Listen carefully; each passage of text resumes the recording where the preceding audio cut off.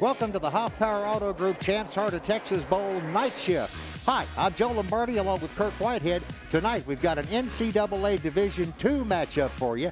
This one's between Arkansas Tech University, the Wonder Boys. They'll be taking on the Eastern New Mexico University Greyhounds. And Kirk, as usual, you have some Kirk's keys to victory. Tell us about them. Yeah, the thing that really jumped out to me, Joe, Eastern New Mexico runs the triple option.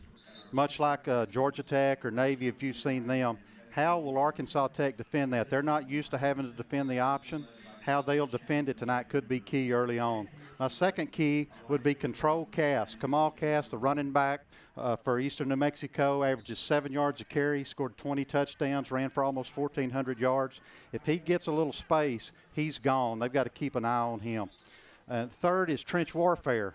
You know, the big uglies down in the trenches, those are the guys that are going to determine who wins this ball game. I'll be watching early on to see who takes control down there in the trenches. Well, a big hound dog howdy to all the big uglies down in the pits. Now, Kirk, you've got some guys that you've been zeroing in on. Who are they and why? You know, I think for Arkansas Tech, they'll tell you that Arsenio Favor, their quarterback, is the key for them on offense, and so goes Arsenio, so goes the Wonder Boys. He's about 6'3", 230. He's a big guy. He started his career at Southern Mississippi, actually started 3 games as a redshirt freshman. He scored 15 touchdowns on the ground, thrown 17 touchdowns. He's the key for them. You go over to Eastern New Mexico, Kamal Cass is the guy. If he gets loose, he could cause some problems for Arkansas Tech. Those are the 2 guys that are going to lead the team to victory. Which one of them gets it done tonight is going to determine who wins. Okay, we'll be back with the starting lineups and tonight's kickoff in just a moment, so stay with us right here. And we are live in Copperas Cove at Bulldog Stadium for the Hoff Power Auto Group Champs Heart of Texas Bowl. I knew that Arkansas Tech would help me stand out from the crowd. But I didn't know I'd be standing out in front of the crowd. I knew I wanted to be a part of Greek life. But I didn't know Tech would change my life. I knew Tech would help me become a leader. But I didn't know Tech would lead me to graduate school. I knew my art professors had years of experience, but I didn't know that I would get real-world experience before graduation. It's easy to see why more than 12,000 students choose Tech. Come take a tour of campus and discover what else you don't know about Tech. Eastern New Mexico University is known as the pride of the land of enchantment. USA Today named ENMU among the 5 best bargains in the nation. With 75 majors, we offer online and on-campus courses in the most popular majors. You'll enjoy a great social life with students from around the world, and we also offer generous scholarships and financial aid. Become a part of our family by visiting enmu.edu. ENMU and student success, that's what it's all about.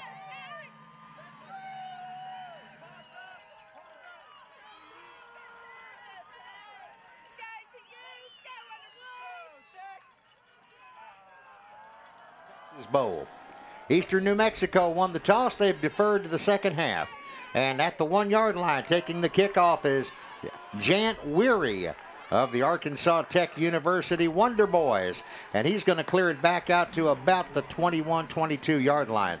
Kirk Whitehead's here, and Kirk, are you ready for some football, son? You bet, Joe. I think we're going to have a great one tonight. These 2 teams are very, very similar, aren't they? They really are. They both try to run the football. They go about it different ways. Eastern New Mexico's an option team.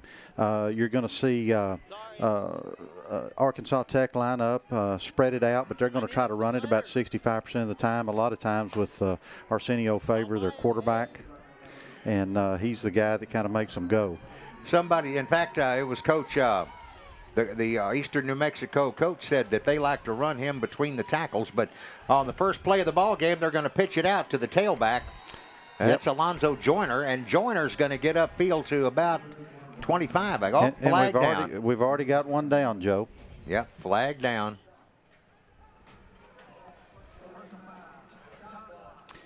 And the referee tonight is Vidal Jones from the Lone Star Conference, and he says there's a chop block against the Wonder Boys, so that's going to cost them yardage, big yardage right off the bat. It's going to put them back to about the 10-yard line and bring up a 1st and 20. Not the way you want to start a ball game, Joe. No, sir, not in the least bit. So the Wonder Boys in their yellow headgears with white jerseys and blue numbers, yellow pants, blue stockings, they will line up in a hurry. Arsenio Favor is going to drop back and throw it. He just pops it into the backfield and down at the about the 16, 17-yard line is the guy that caught the pass, and that would be, I'll find him for you in a second here. That's Jant Weary, the guy that returned the opening kickoff. Yeah, that's kind of like a running play for them. They just kick it out to the wide receiver and try to get some yards. Got about 6 or 7 yards, so they look at that kind of like a running play. Arsenio Favor stands up in the gun, and he's going to drop back and chunk one down the field, intended up around the 35-yard line that time for Michael Fine. It's incomplete, so 3rd and 15 coming up now. Yeah, had a Favor threw a nice ball. That was one that he should have come up with right there. So that puts him in a tough situation, 3rd and 15. Yeah, you got to make a play on a ball like that. Yeah. You have to. Yeah, and he would have gotten the first down, too. So this time they're going to send trip receivers out wide to the right side. Little movement, but I don't see a flag yet. Arsenio Favor rolls right, pulls it down, tucks it, goes upfield, and he is still on his feet and exits the sideline over by the Eastern New Mexico bench. So that'll be a first down, our first one of the night. Yeah, and right there you see Favor get outside and get upfield, make about 18 yards, get the first down. And like we talked about in the intro, he's a guy that can beat you with his arm and with his feet. At the 34-yard line now, the Wonder Boys of Arkansas Tech University go against the green-clad Greyhounds of Eastern New Mexico University. And another little lob out to the running back, and as you said, they're using that as a running play, and it's good for big yardage, I guarantee you it is. Braden Stringer it is. Stringer's up to the 48-yard line now. Yeah, they just swing it out to the back right here. The thing that makes this is the receivers do a great job blocking downfield. And Favor keeps it again. And we got lobs it over the backfield and right into the arms of Javies Cross. And it's good for a touchdown as the Arkansas Tech Wonder Boys take the lead. Yep. They had a busted coverage there. They were running what they call the bubble option, where they've got a chance. They option the zone, and then he's got an option to run. We saw it in the first game this morning, and they were running wide open down the field. Nice, easy throw for Favor, and puts the Tech up 6-0 with a point to come. Eric Perez will boot it away. And they are going, by the way, from right to left across your television screen. There's the kick. It's away, and it is good. So with not much time down, only there's 13:20 left to play here in the first quarter, and Arkansas Tech is already on top of Eastern New Mexico 7-0. And Yeah. Kirk, that was a pretty pass. That number 7 there just got behind everybody. It really puts the defense. There's a couple of options here. He can option on the run, and then he's got an option out here to run or throw. Of course, he was wide open going down the sideline here. That's a tough play to defend right there, Joe. Especially when you got a guy like Favor who can beat you with his feet. You've got to respect that. Well, the guy that caught the pass cross is a 6'3", 210-pound freshman from Riviera Beach, Florida, where I bet the sun is shining. Well, no, it's dark over there, but I bet they were in the 80s today. I bet it wasn't any prettier than it was here. I bet it wasn't either. And it's a beautiful night, isn't it not? It really is. It is absolutely perfect football weather. Absolutely no wind or very little wind. We were down on the field before the game, and 50 degrees. You can't beat that. Well, back to receive now for the Greyhounds. Kamal Cass, you've talked a lot about him, and also Silento Hairston is down there. And this one's going over in Cass's direction, but it's going to be, it's bobbled around the 5-yard line, and he's going to have to come out because the ball went into the end zone on its own, and there we go. A big play defensively for the Wonder Boys from Arkansas Tech. When the ball went in on its own, he didn't have to bring that out, and he'd have been better off staying in unless he thought that he had touched it out here in the field. Well, the ball is going to be marked at the 5-yard line. At the 5-yard line, it's 1st and 10, going from left to right across your radio dial for the Greyhounds out of Eastern New Mexico University. A lot of folks from Arkansas Tech made the trip down. They really did. It's the first time they've been to a bowl game in a long time, and they didn't want to miss the opportunity to come down. They even brought their mascot, Jerry the Bulldog, They've got with old him. Jerry down there. It's the first time he's ever been to an out-of-town ball game. And in motion, here's the pitch. And this may be a safety, boys and girls. It is. Yep. And the official on the far side's got his hands together over his head. That makes it a 9-0 game. And now the Greyhounds are going to have to kick off to Arkansas Tech. Exactly. Yep. I did not see who had the ball. Let's see if we can find it here. That was Cass with the ball, and they got a lot of penetration on the outside. Here we go with the replay. They're going to pitch it to Cass. He goes in motion, and they've got it read right. Number 18. Brandon Bowling. Brandon Bowling comes up and makes the stop for the safety. Not a great start for Arkansas Tech. On the other sideline, Eastern New Mexico's got to be wondering what's happened here. Well, we had this same thing go down this afternoon in the junior college game. One team got out to a quick lead, and the other team could not catch up. Yep. Came close, but no cigar. Right. They fought back and made a game out of it. It's important here when they kick to Arkansas Tech that Eastern New Mexico gets a stop and tries to change field position a little bit. You can't play backed up in your end zone. It's just it's tough to ever get the ball out because you're limited so much on what you can run. Jermaine Murdoch and Braden Stringer going back to receive the free kick from Eastern New Mexico University. And looks like they're going to have to change out the football before we can do that. Of course, now a free kick in this situation comes from the 20-yard line, as you know. So the deep receivers are standing back about their own 20. Right. And then you know you have an option here to punt or kick. It looks like they're going to kick this. Doing the honors, Timothy Callion. He's going to set it up on the tee and kick it away. Eastern New Mexico finds themselves in a 9-zip hole, and they've only had the ball on one snap, and it turned into a safety. Here's Callion with the boot. It's a high end-over-ender at the 18-yard line, taken there by Jermaine Murdoch. Murdoch goes to the right, looking for a hole up the sideline, finds a little bitty one, and is able to stretch out and lay the football out at the 43-yard line. So now the Wonder Boys of Arkansas Tech are 57 yards away from more points. Got awful good field position. That's one thing that we saw in the second half of the game earlier.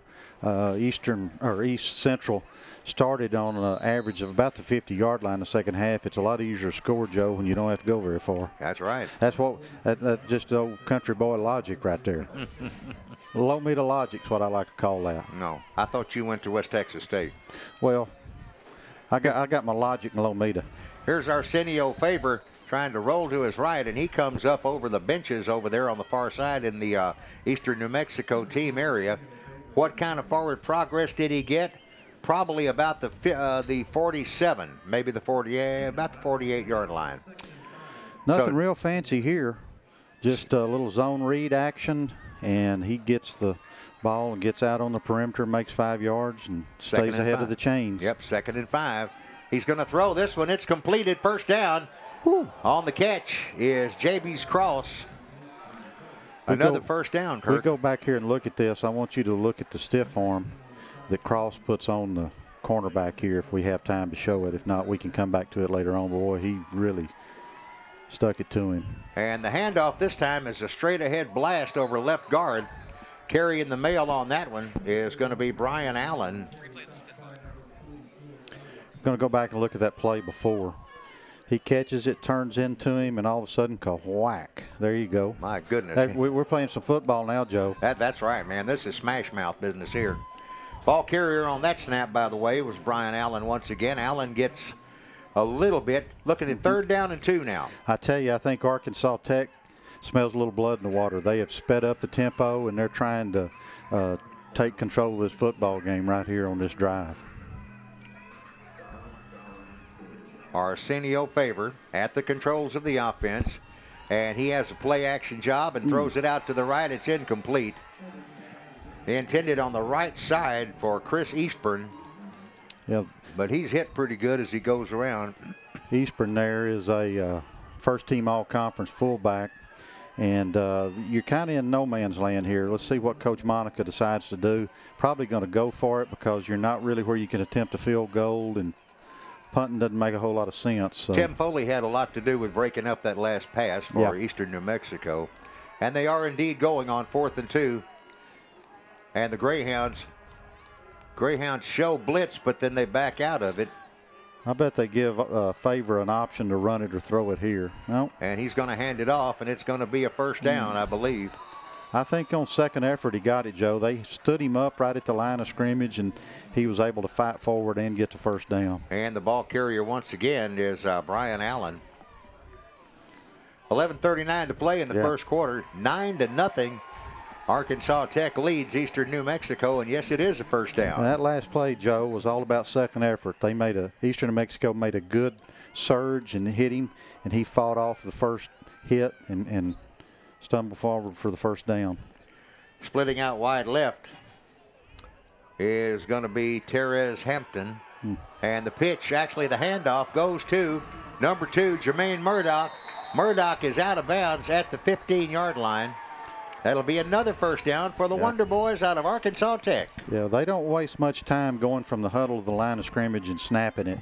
And Chris Eastburn, the all-conference fullback, made a great block on that last play to spring the runner. And here's a pass out on the right side to Jermaine Murdoch from Favor. Arsenio Favor has his receiver go out of bounds at about the 7-yard line, and it's going to be second down coming in about 2. Bubble option again there. This time Eastern New Mexico does a really good job of defending it. And they're going to send in that big tight end you were telling me about now. The Wonder Boys are Luke Starks, 6'4", 225 from Bigelow, Arkansas. He's going to line up on the left side, I believe. Can't see him right now. And the handoff again goes straight ahead. And carrying people down toward the goal line, looking for pay dirt is Brian Allen. But Allen has got a first and goal, doesn't he? He's got it about the 2-yard line, Joe. And you look here, there ain't nothing fancy here. This is just straight ahead. We'll put our big guys on your big guys and see who wins. Yeah, about the deuce is where you're absolutely right there. Now, are we going to see Favor with a quarterback sneak? No. Nope. He's going to throw for a touchdown. They made it look like he was going to run it. As soon as that end steps in, he hits it out, gets it out to Eastburn for the touchdown. Right, Chris Eastburn on the receiving end of that touchdown pass. Makes it 15-0 with 10:35 to play in the first quarter. Try for point to come.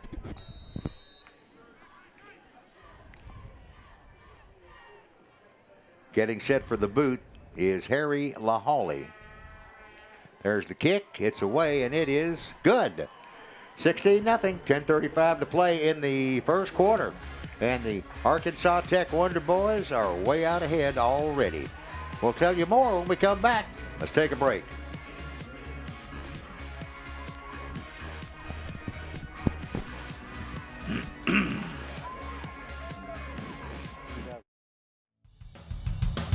Champs, Communities Helping Americans Mature, Progress, and Succeed is an organization devoted to our school children. Through concerts and assembly programs, the Champs message of anti-bullying and living a drug and alcohol-free lifestyle gets out to our students from grades 4 through 12. Contact Champs at 254-394-1146 and be a part of the team. Howdy folks, I'm Lee Hoffbauer at Hoffbauer Chevy, Buick and Cadillac right here in Lampasas, Texas. Well, we've got the best selection of brand new and pre-owned cars, trucks, and SUVs. Folks, Hoffbauer's has great pricing and GM has huge incentives. So come see us today or check us out on the web at hautogroup.com. That's H is in Hoffbauer, autogroup.com. Better yet, just come see us. Hoffbauer's in Lampasas for 51 years now, and we couldn't have stuck around this long if we were steering you wrong.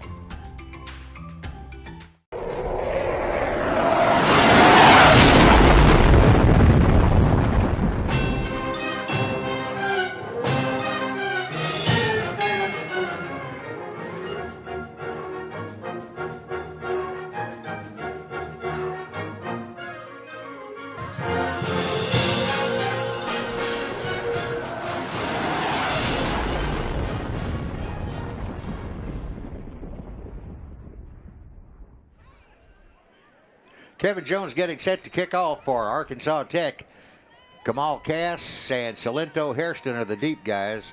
Cass on the far side, Hairston over here.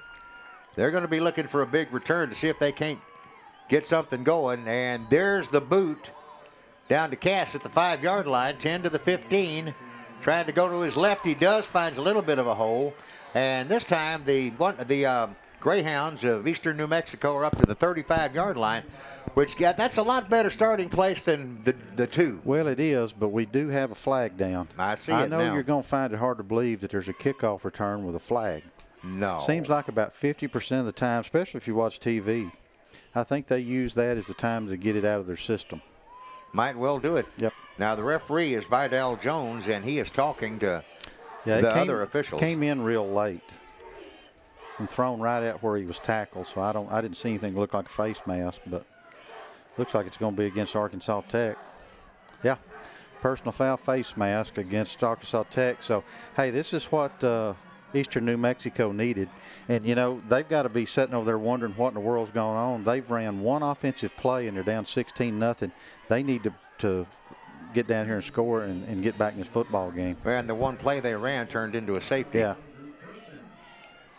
All right, and they're going to set up in the double wing is what it looks like. And the handoff this time is going to go to DeMardrick Tucker, and Tucker is across midfield. That's going to be a gain of 1 at the most. Yeah. Little misdirection trap type action. Send one of the halfbacks in motion. Run the trap with the opposite halfback back the other way. That looked like high school football out there, Joe. Now he gained about the length of a football. Is about what he had. So it's second down and 9.5. A man in motion comes off the left wing this time. And the handoff is going to go to, is that Cass? That's Cass with it. And Joe, you've got great eyes. I'm watching it on the television screen up here. Oh, is that but what I'm going to tell you what. We'll watch here. 38 Logan Jens comes in here. This is how you get to be that kind of play. That's how you get to be the Great American Conference Defensive Player of the Year senior, and he is their leader on defense, and you can see why right there. Well, again, a man comes in motion, but there seems to be a stoppage.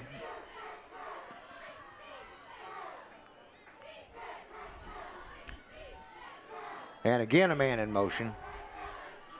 And back to throw is Jeremy Burma. Burma's got a man at the 20-yard line in Arkansas Tech territory. That's DeMaric Tucker there on the reception. And I think we might have had a little bit of a blown coverage there because he was wide open down the sideline. So the ball is marked straight up on the 20-yard line. Yep. And it'll be 1st and 10 now for the Greyhounds from Eastern New Mexico University. Jeremy Burma has an empty backfield, more or less. He's going to send Cass in motion, then bring him back. Kamal Cass is the right wing back, if you want to look at it that way. Cameron Michael on the other side. But Cass gets the pitch and is going left and is going to be caught up, and a flag comes in. Come in there late, Joe. You're either going to get, I think you may get a hold on one of the receivers blocking downfield here. And we shall see. Officials talking it over. A lot of new faces coming in the game now for Arkansas Tech. What's the call, ref? It's a big mark-off, I know that. Another face mask. I missed that one. So another face mask call against the Wonder Boys will set the Eastern New Mexico Greyhounds up in great shape. They don't want to be accused of chasing their tail. They want to chase with the Wonder Boys into the end zone. Burma goes under center. One back set. And Cass on the carry. So now it's 2nd down and goal at the 7-yard line. Yeah, brought down there by Elliott Peters, defensive end, outside linebacker. Jeremy Burma looks right, then looks left, making sure all of his people are in the right place.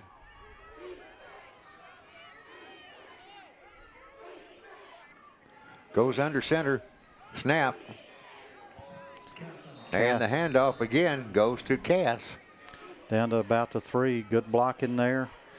Jens comes in to make the stop, but not before he gets down to, what is he, on the 2? He's on the 2, yes, sir. Lining up now at right wing back is going to be Cameron Michael. Burma under center. Burma hands it off again to Cass. Cass, and he's into the end zone. Did he get in? He's in. All right, yep, there go the officials' arms up in the air. So that'll be 6 for the Eastern New Mexico Greyhounds, and their try for point is still to come.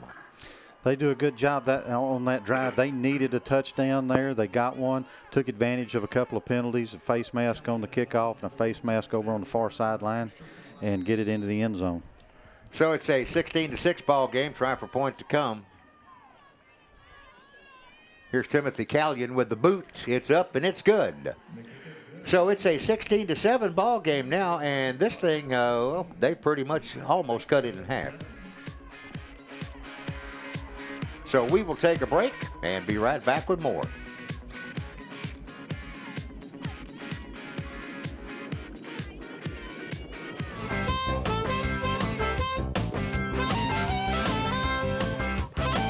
Jack Smith, the man with the plan, wants to put you in the home of your dreams. Visit his website at jacksmithhomes.com or stop by his offices at Donnelly McMullen Realty. Locally owned and operated for over 20 years, trust Donnelly McMullen Realty and Jack Smith to come up with the right plan for you. I knew that Arkansas Tech would help me stand out from the crowd. But I didn't know I'd be standing out in front of the crowd. I knew I wanted to be a part of Greek life. But I didn't know Tech would change my life. I knew Tech would help me become a leader. But I didn't know Tech would lead me to graduate school. I knew my art professors had years of experience, but I didn't know that I would get real-world experience before graduation. It's easy to see why more than 12,000 students choose Tech. Come take a tour of campus and discover what else you don't know about Tech. Eastern New Mexico University is known as the pride of the land of enchantment. USA Today named ENMU among the 5 best bargains in the nation. With 75 majors, we offer online and on-campus courses in the most popular majors. You'll enjoy a great social life with students from around the world, and we also offer generous scholarships and financial aid. Become a part of our family by visiting enmu.edu. ENMU and student success, that's what it's all about.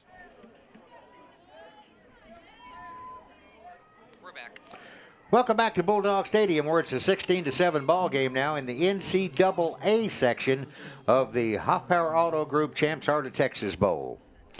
You know, Joe, we had the banquet last night with these 2 teams here. Yes. And the thing that I walked away from there is what a fine group of young men and coaches both of these institutions have. You know, you could just tell that they're Coach Monica and Coach Lynn were both great people, good leaders of young men. And that's really what this bowl game's all about, is bringing those 2 types of teams together, and really what the Champs organization's all about. You're absolutely right, Kirk. I couldn't say it any better. Timothy Callion going to kick it off from his own 35-yard line. Here he comes, and here's the boot. It's high and it's deep, and it's going to drive Braden Stringer 3 yards deep in the end zone, but he brings it out and is hit. Woo, he is hit at the 16-yard line. Hey, we're getting us a football game going here, Joe. I'm serious. That was a smackaroo right there. Yeah, we got a replay of it coming in here. Here he comes, and looky there. Yeah, picture perfect. Number 22. That's Ibrahim Maiga. Okay, I'm glad you said that, and I didn't have to. Well, I just guessed at it, but that's a football play right there, Joe. Yes, sir, it was. Here come the Wonder Boys back out on the field. In charge, number 10, Arsenio Faber, who, as Kirk mentioned earlier, began his career at South Mississippi.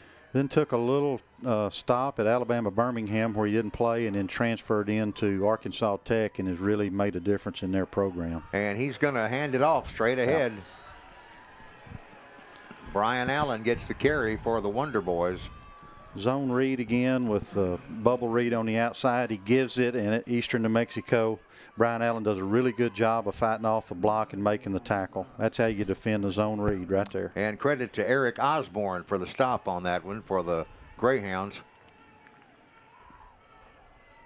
Empty backfield this time for Arsenio Favor. Snap. 3-step drop. He's going up. Is he going to go upstairs? Yes. He put everything he had on that one, and it is complete. It is complete. What a catch at the is number 84, Jant Weary, in traffic, falling down. Man. Yeah, nice play there. That's what happens when you got a quarterback, Joe, that can move around.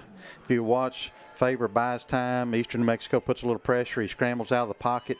He weighs 230 pounds, and he heaves it down there about as far as he could throw. And I'm not sure that was a catch. But well, we don't have replay We don't have here. replay, so it'll stand. It'll be a sweep to the left now. And wide open in the clear is Brian Allen. Allen is stopped short of the goal line, about the 7-yard line.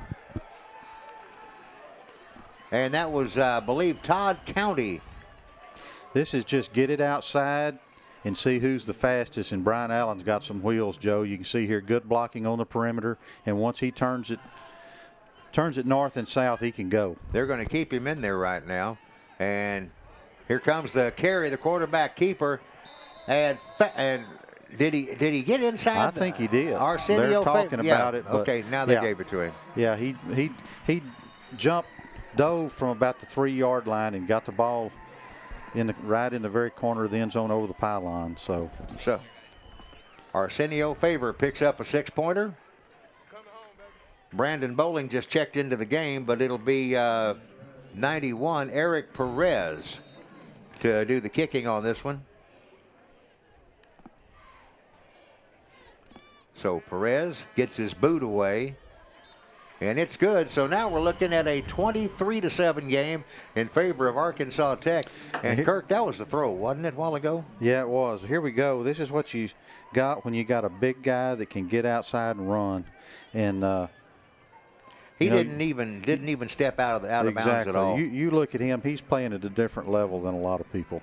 I mean, this guy, he's got the total package: the size, speed, and we saw his arm strength on a couple of plays ago with that long throw down the middle. He's quite a football player. And he got a little sideline bump there from teammate Logan Jens. We haven't called Jens' name very much tonight. Yeah, but I tell you what, he made a good play right there in the middle earlier. If you got Favor on the offensive side, you got Jens on the defensive side. They're the two leaders for Arkansas Tech. And we get another kickoff here, and we'll see if Eastern New Mexico can move back down and get back in the end zone and stay in the ball game. Cass and Hairston go back toward the goal line. And a different kicker this time, Kevin Jones, I believe it is. Yeah.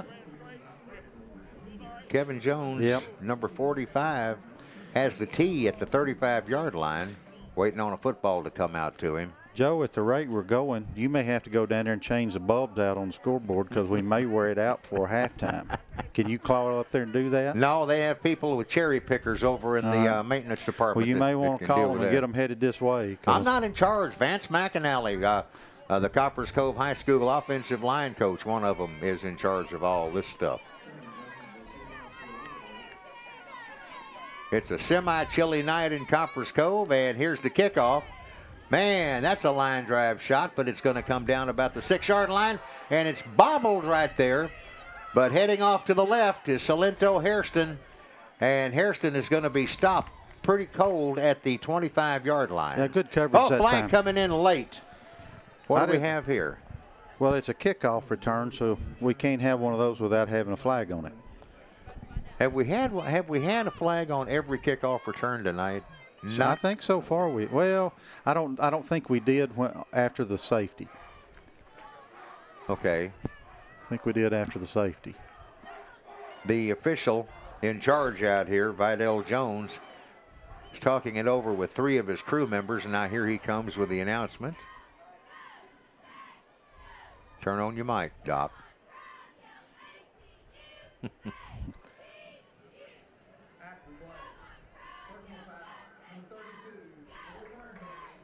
So number 32 of the Greyhounds, and that would be Chevissier Gallagher. Chevissier did something that the official saw, and it's going to be classified as a personal foul. Yeah, and happened after the play. So those are the things that that puts you in a hole right That drive here, Joe. coach is crazy. You Rick. drive them crazy. Yeah.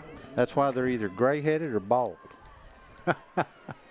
New face comes in, number 97 is Corbin Valdemar. Here's a pitch. They're going to try to turn the corner on it, and they do get it turned.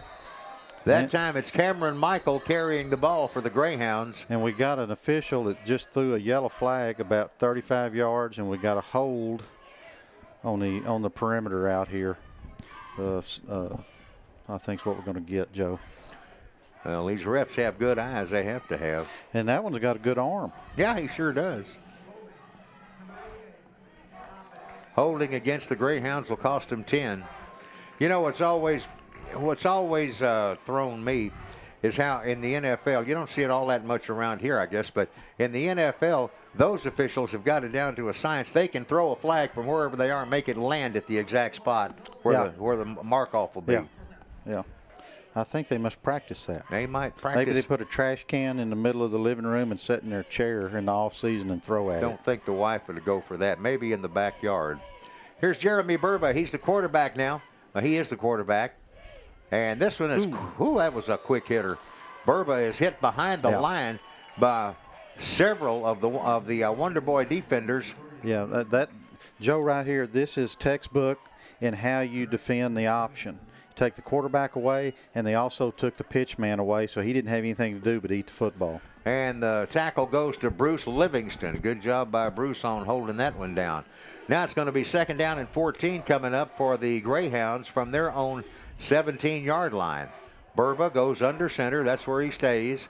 Brings a man in motion. Play action pass downfield. Incomplete because it's over the intended receiver's head. He was trying to hit DeMarjorick Tucker at the 40-yard line. No cigar. Good coverage there that time, Joe, by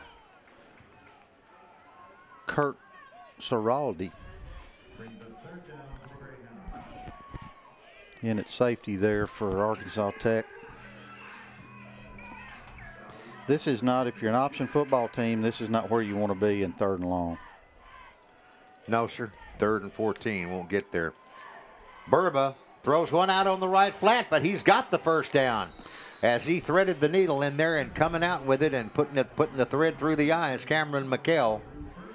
McKell gets a first down for the Greyhounds. Maybe it is where you want to be because this is the 2nd time they've been backed up in 3rd and 14 or 3rd and 15, and at both times he's thrown long passes down the field for a first down. For two teams that aren't known for throwing, they're doing their job tonight. They really are. Burba steps under. He's got Kamal Cass behind him. And Cass gets the call, and Cass doesn't get a whole lot. Maybe, well, I shouldn't say it that way. About 3.5, maybe 4 at the 41-yard line. 4:09 left to play in the first quarter. It's Arkansas Tech 23, Eastern New Mexico 7 in the NCAA Division II section of the Hoff Power Auto Group Champs Heart of Texas Bowl. Again, what looks like a double wing. And the keeper by Jeremy Burba, the quarterback. Did he just not have enough time to pitch, Kurt? I think that he thought they had the pitch covered. He cuts up, and then you got Logan Jens, their great linebacker, comes in there scraping and takes him down. Once again, you know, sometimes you'll run it over and over again. Sometimes you get a look like that, and the next time they run that option, they'll pop one. Key is you got to make them. You have to make the defense defend the whole field. 3rd down and 5 coming up now for the Eastern New Mexico Greyhounds. Burba, 2-step drop, lobs one down the sideline, incomplete, out of bounds it goes. So 4th down coming. And the punting team appears to be checking in from Eastern New Mexico these days. You never know for sure because coaches will take chances from anywhere on the field. Who played the Thursday night game this week? I think I saw somebody go on 4th down from their own 28. Green Bay and Detroit. And Green Bay, Aaron Rodgers throws a long pass right at the end of it. I asked Coach Monica before the game. They look a lot like the Green Bay Packers. I asked him if the Packers got the idea for their uniform design from Arkansas Tech. He said he thought it might have been the other way around. Fair catch made on the punt. Real good punt right there. Braden Stringer made the catch. Yeah. Great punt down to the 17-yard line by Eastern New Mexico. So that's where the Wonder Boys are going to start 1st and 10 with exactly 3 minutes left to play in the first quarter. Seems like we ought to be in the second quarter, doesn't it? We've had so much action. Yeah, plenty of that. This is right here. It's critical that Eastern Mexico's defense stops them here early in the drive and tries to change the field position up a little bit. They need some field position, and they don't need to get behind 30-7 here early. Eastern New Mexico from Portales, New Mexico. And their stadium, Joe, I don't know if you know this, is located at Blackwater Draw. I've read about it. Which is about 6 miles from Portales and about 25 miles from Clovis. And they're actually building a new stadium on campus right now that they're going to move into in the fall. Brian Allen on the first play of this possession gets around the left side for the Arkansas Tech Wonder Boys and will have his run ended at the 24-yard line. Yeah, we go here with replay. Good blocking on the perimeter. And like I say, Allen's got good speed. And once he gets out there on the corner, he's hard to handle. Arsenio Faber will keep it going to the right. Big old kid. He's going to try to get up around the corner, but he can't see anything there, so he'll step out of bounds and gets the first down. Bubble option again. It's something that they run a lot. They told me earlier before the game that they like to run that with him. It gives him an option to run it, throw it, or hand it off. And with a guy like that, he's hard to handle when you get him loose. All right, let's see what Faber does. He's got 3 receivers split wide to the left side, and it's going to be a straightaway handoff. And they almost pushed one of the offensive linemen back into the back. However, the back, who is Brian Allen, cuts it upfield. Basically, your regular old sweep. Yep. Come around, get outside, go upfield. A regular sweep with really good blocking by the wide receivers here, both of them. Trip receivers right. Faber will hand it off. And again, man, Brian Allen is just kicking things around, kicking up the dirt every time he touches the football. Well, he gets out, when he gets the football, Joe, and he plants that foot and cuts up field, he means business. You can see him cut right here, and it's straight up for about 6-7 yards. Going to be 2nd down and 2. All right, Faber standing a step behind his runner, and it's going to be a fake, and it's going to be a chunk across the middle, and a big yardage gain play there as the catch is made by Jant Weary. Weary makes the catch and gets another first down for the Arkansas Tech Wonder Boys. Here, Faber with a defender right in his wheelhouse. He steps up right into it, makes a great throw over the middle for a completion. Nice throw and catch. And here comes Faber rolling left. Faber gets one downfield that the receiver, Jermaine Murdoch, should have caught. Yeah, in and out of his hands. Right. They did have pretty good coverage on him there, but he threw it right in there where it could be caught. And go ahead. I was talking to Jared Haas, who is the receivers coach for Arkansas Tech down on the field before the game. Said he had a bunch of family back in Pennsylvania that were going to be watching the broadcast, and I told him I'd tell them hello. So Jared is down here in Texas coaching, but he's still thinking about the folks back in Pennsylvania. And he's doing a great job on the field, too. Yep.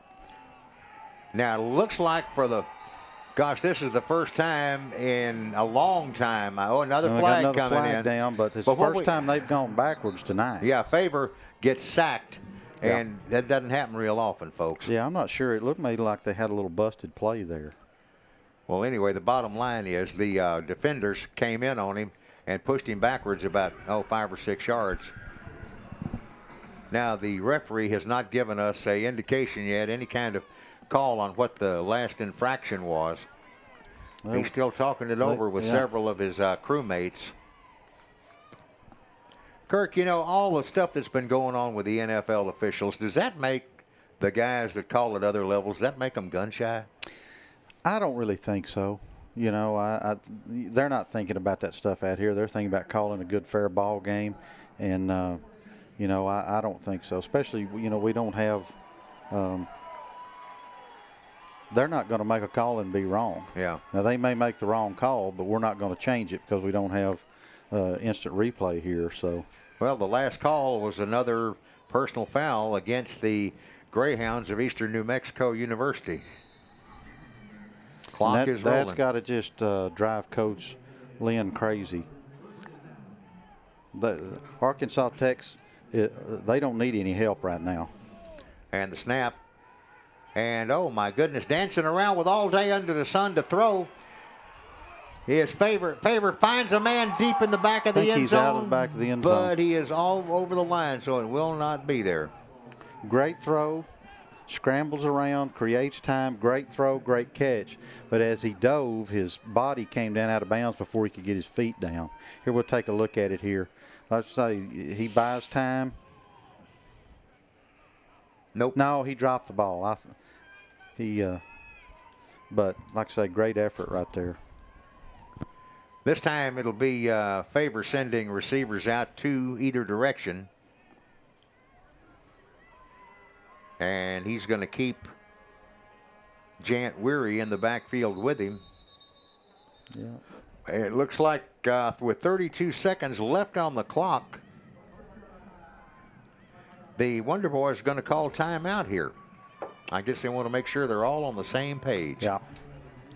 So, like I say, 32 seconds left to play here in the first quarter, and it's 23-7 in favor of Arkansas Tech University over Eastern New Mexico University. You know, an interesting thing that came up last night at the banquet, because you told me, you being on the Lampasas ISD school board, the principal of Lampasas High School, Mark Kehoe, played a little football for Eastern New Mexico, He didn't actually did back in the early 80s.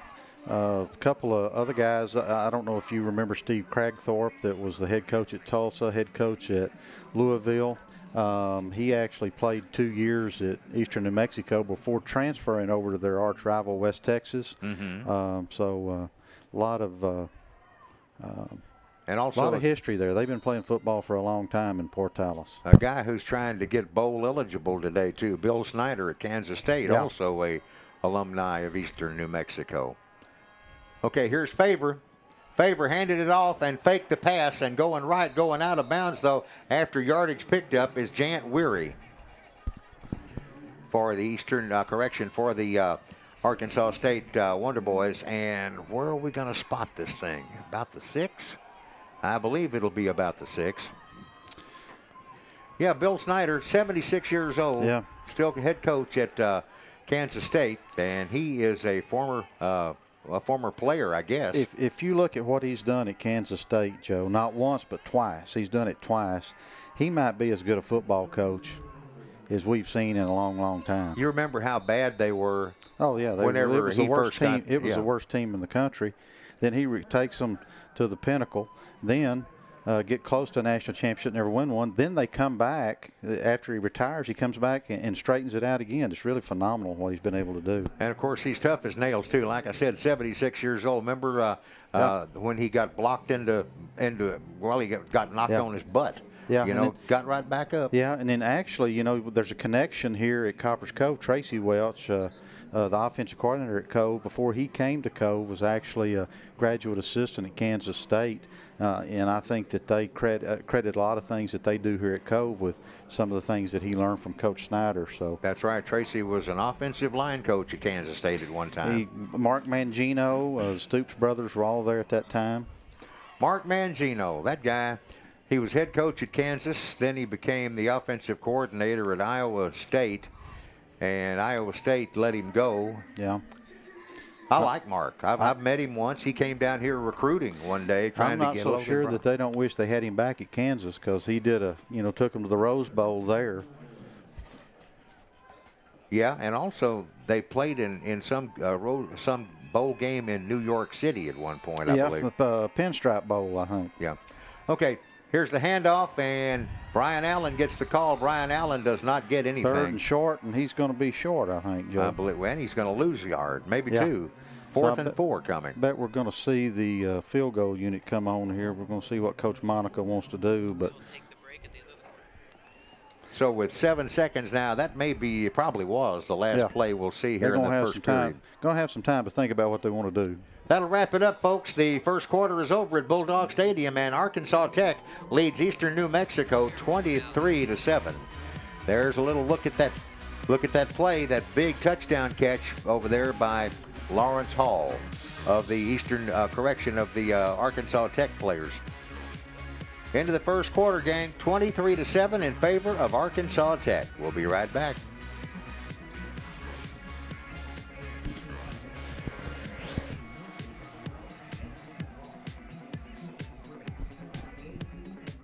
Family owned and operated for over 25 years, Hanks Tire Pros is a proud supporter of Copperas Cove.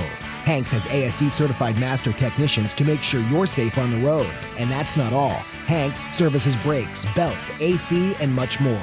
Hanks Tire Pros nationwide warranty is honored at over 30,000 locations, so you're covered no matter where you go. And don't forget, we offer free roadside assistance for all customers. Hanks Tire Pros, your one-stop shop for all your automotive needs.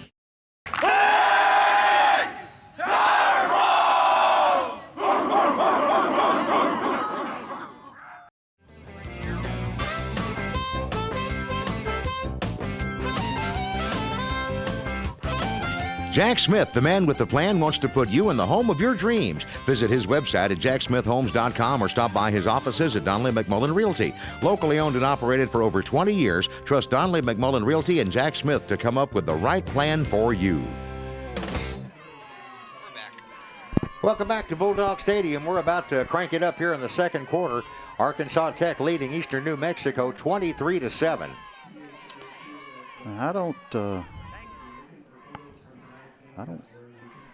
Yeah, they've got their. Have they got the kicking tee out there? Oh, that's right. You can't use the tee at this level. No, but I think they've got their kicker out there. Yeah, here he comes. Eric Perez, 91. Eric is a 160-pound sophomore from Green Forest, Arkansas. 13 out of 17 on the season, Joe. So. And this is a 25-yard try. Yeah. Ooh, bad snap. It's going over everybody's head. And look, here's the holder, Jermaine Murdoch, throwing it away over the sideline. He had to, a flag coming in. That's going to be an illegal forward pass. Eastern New Mexico is going to get the ball right there, I think. Well, the flag came in. We'll let the officials sort this stuff out. It may take them a while. It just might. I think that the ball was snapped there, Joe. We'll probably go back here and look at this, but I think that the center snapped the ball before the holder and the kicker were ready for it. That has happened. Okay. It's intentional grounding against against the Wonder Boys. Loss of down. Yeah. Is one of the parts of that. Go back here and look. Yeah, there it goes. The kicker wasn't ready. No. And I think the holder called for the ball, but Eastern New Mexico will get the football at their own 40-yard line. Far hash mark going from right to left across your TV dial. TV screen, I should say.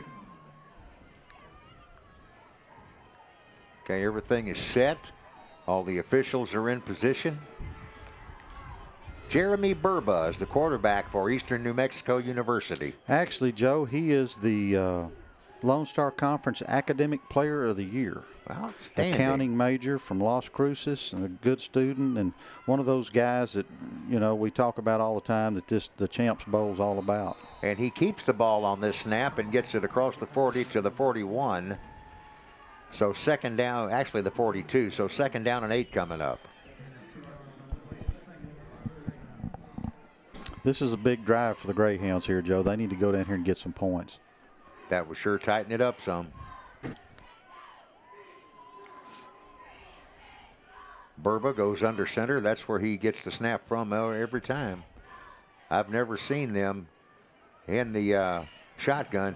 He's going to hand it straight away this time. And carrying the mail is Kamal Cass to midfield, actually across the midfield stripe into the Wonder Boys end at the 49-yard line. Just turn around here. This is the option. Hands it to the fullback. That may not have been an option. Looks like that was the lead play, just the belly tap play to the fullback, but good gain. Looks like two wing backs. Burba drops back to pass. He's got it completed out here on the left flat.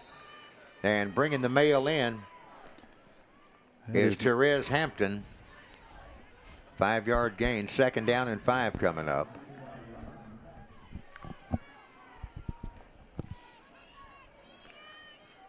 Put an extra lineman in now. Brought out one of the defensive backs, it looks like, did Arkansas Tech. Now Burba steps back under center. This left side looks almost like a slot T. That guy goes in motion across the formation all the way out to the sideline, and the handoff goes to Kamal Cass. And this time Kamal picks up a little bit. Yeah, Jens was right there on top of him to make the tackle. He might have got a yard.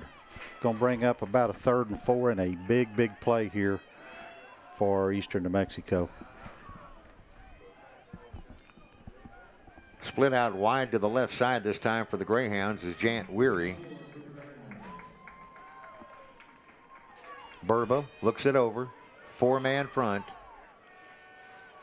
Man in motion, and it's going to be a pitch to the runner coming from the right wing, and carrying the ball on that particular play was Cameron Michael, and he's got a 1st down. That's I guess that's pretty much how the triple option is supposed to work. We look here, really, you know, they motion and fake the sweep that they ran a couple of times, and then come back this way with the pitch. Really a good play call there by Coach Lynn and his staff. Burba's at the 38 in Arkansas Tech University end. Big, good-looking play now. Carrying the mail is Kamal Cass, and Cass is inside the 35 to the 32-yard line. It was just well executed, and again, just a great-looking option play. Great block there by number 70, who is, well, I shouldn't have said anything because I don't know what his, you'll have to help me with the name there, Joe. Number 70, I can do that. Daniel Goodman. No. Oh. Velima. Oh. Fadukfu. Viliami Fuku. Yeah. Fuka. Yeah. Good block by him. Yes, it was. And not a bad carry that time. Eastern New Mexico starting to get that option offense rolling. Getting the rhythm down. Yeah, they're getting their rhythm. I don't think that Arkansas Tech has done anything strange. I mean, you know, like stunts or anything along those lines. Of course, you know, you can't really tell, but didn't look like it. Looks like they're just, you know, teeing off and going after the ball carrier. 1st and 10 now at the 27. Eastern New Mexico on offense. Burba fakes to one guy, comes back, throws it into the end zone. It's caught. That is a touchdown for the Greyhounds. Really good throw and catch right there, Joe. Find out who it is. Number 88. 38 it is. 88, isn't it? Number 88 on that catch, Aaron Johnson, puts his name in the Heart of Texas Bowl lore. Burma did a really good job. He got some pressure from the outside, stepped up into the pocket, and hit his receiver in the end zone. Timothy Callion will attempt the extra point. Snap, kick. It's long enough. It's good. 11:08 left to play in the first half. It's 23-14 in favor of Arkansas Tech. They're over Eastern New Mexico, but the night is young. We'll be right back with more here from the Champs Heart of Texas Bowl, brought to you by the Hoff Power Auto Group.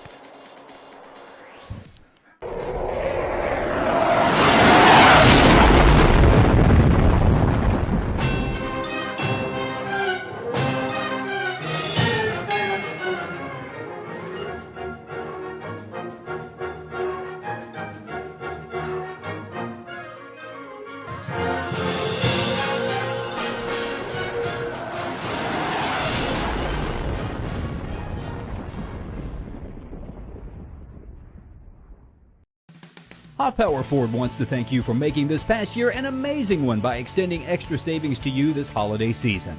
Stop by the store today at 902 North Key Avenue in Lampasas, Texas, and see our vast selection of Ford cars, trucks, and SUVs specially priced for our year-end sales event. If you can't stop by, visit us online at hford.com to make sure you don't miss these deals. Once again, thank you from our family here at Ha Power Ford, and we wish you a Merry Christmas and a Happy New Year. Champs, Communities Helping Americans Mature, Progress, and Succeed is an organization devoted to our school children. Through concerts and assembly programs, the Champs message of anti-bullying and living a drug and alcohol-free lifestyle gets out to our students from grades 4 through 12. Contact Champs at 254-394-1146 and be a part of the team. 11:08 till intermission here at Bulldog Stadium in Copperas Cove, Texas. Arkansas Tech leading Eastern New Mexico 23-14 in the NCAA Division II game put on each year as part of the Champs Heart of Texas Bowl. Tim Callion getting set to kick off for Eastern New Mexico, and here he comes. The boot goes down to the 11-yard line, taken right there by Braden Stringer. Stringer still on his feet, fighting for yardage up to the 30-yard line. That's where the officials will say that he was stopped. I thought I saw another flag coming in there, Kirk, but actually it was just throwing a football across there. Yep. At the 30-yard line, that is where the offense for the Wonder Boys from Arkansas Tech will get into high gear, or get into some kind of gear anyway.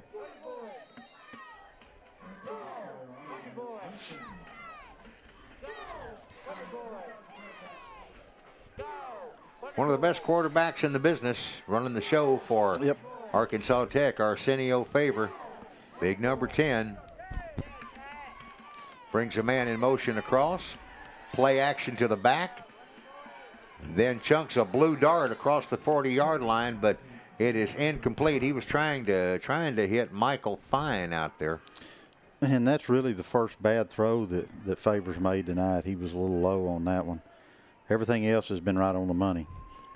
Football is at the far hash mark, 30-yard line. 2nd down and 10 coming up for Arkansas Tech.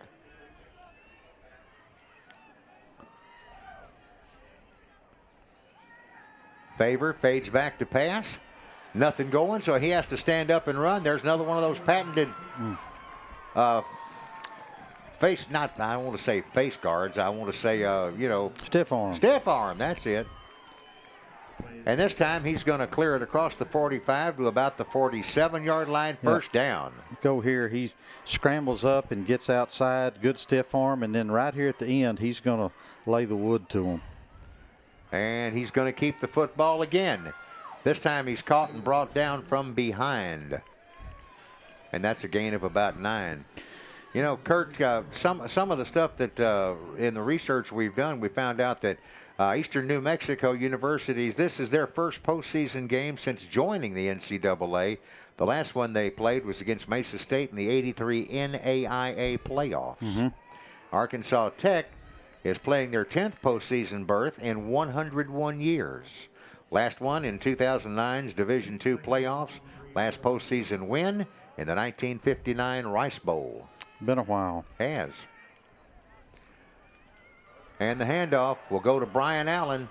Allen went deep around the corner to get upfield, and it's not going to be quite enough for the first down. Going to bring up a 3rd and maybe a yard, half a yard maybe. Yeah, something like that. 2/3 of a yard. What's 2/3 of a yard, right? Right. 24, 25 inches? Who knows? Ain't much. Arsenio Favor and Brian Allen, the two backfield mates now for Arkansas Tech. Snap. Favor finds a man on the flat. Good for the first down, then some more. Past him is Michael Fine, and Fine is run out of bounds at the 27 in Eastern New Mexico's end. Good throw and catch there, Joe, as we go here to the replay. Good throw and catch for the first down. And then Fine puts a good move on right here and gets an extra 8 or 10 yards down the field. And they're back at it now offensively. Arsenio Favor fakes it to Brian Allen. Looking for somebody. Oh, that ball's in the air. It's live. Did he catch it? Did somebody get it? No. No. It is incomplete. Couple of three Greyhounds almost got their hands on it as the ball went straight up in the air. They had their chance right there, Joe, to stop this drive. That got knocked off. We're going to go to the replay here. We're going to see the ball come in, and it's a little bit high. And hits the player right in the face mask, bounces up in the air. That was one of the defenders. Yeah. And see, there it goes. Ball's on the ground. A couple of people had a shot at it and couldn't quite get there.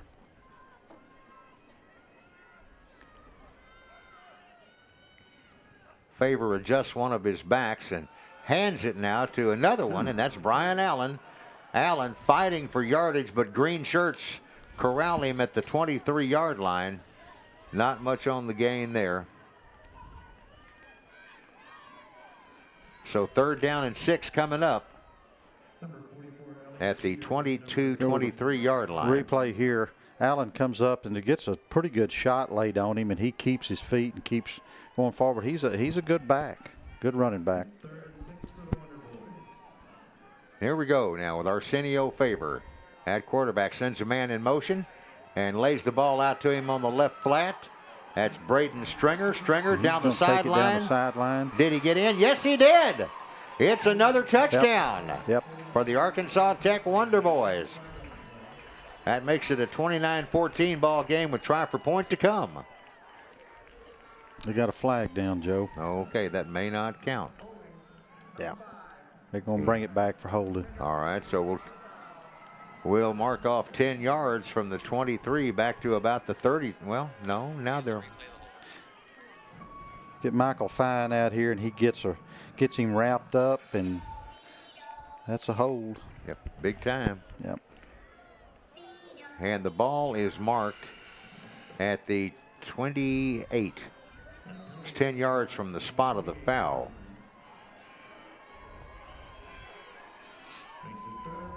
Ball is marked ready. Big play right here for the Greyhound defense. They need to get a stop. It's 3rd down and 11. 3rd and 11. And again, Favor is as cool as a cucumber back there, but he's still taken down. 98. Denzel Phillip. Yep. So now it'll be a punting situation. I think this is a bit far out for the field goal kicker. Yeah, they're gonna punt it and try to pin them down here. Kevin Jones, freshman from Greenwood, Arkansas, is the guy that'll do the booting.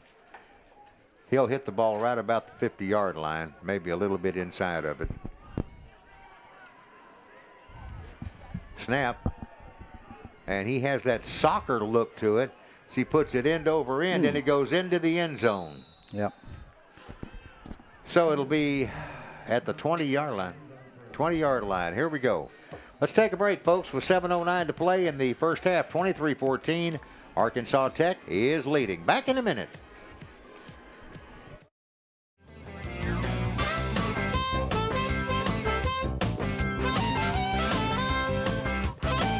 Jack Smith, the man with the plan, wants to put you in the home of your dreams. Visit his website at jacksmithhomes.com or stop by his offices at Donnelly McMullen Realty. Locally owned and operated for over 20 years, trust Donnelly McMullen Realty and Jack Smith to come up with the right plan for you. Family owned and operated for over 25 years, Hanks Tire Pros is a proud supporter of Copperas Cove. Hanks has ASE certified master technicians to make sure you're safe on the road. And that's not all. Hanks services brakes, belts, AC, and much more. Hanks Tire Pros nationwide warranty is honored at over 30,000 locations, so you're covered no matter where you go. And don't forget, we offer free roadside assistance for all customers. Hanks Tire Pros, your one-stop shop for all your automotive needs.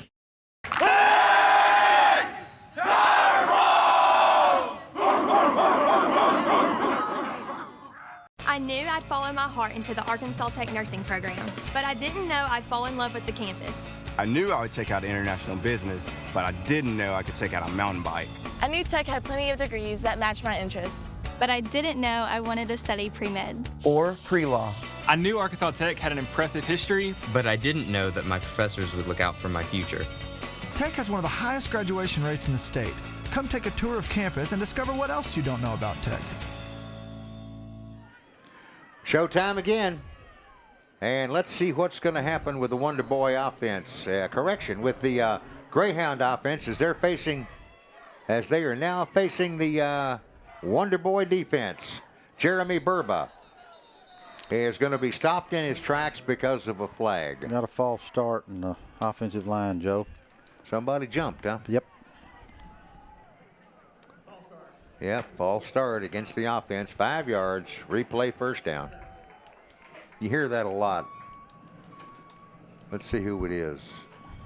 It looks like either the right or the left tackle. I think we can pick on a bunch of them on that play. Might pick on the center. Maybe he didn't snap it when he's supposed to because everybody else pretty well left at the same time, huh? Yeah. First and 15 now at the 16, correction, at the 14-yard line. Burba punches over center, and he hands it off. On the carry, Kamal Cass. Bunch of people in there to grab him as he came through there. Move the ball up to the 19-yard line.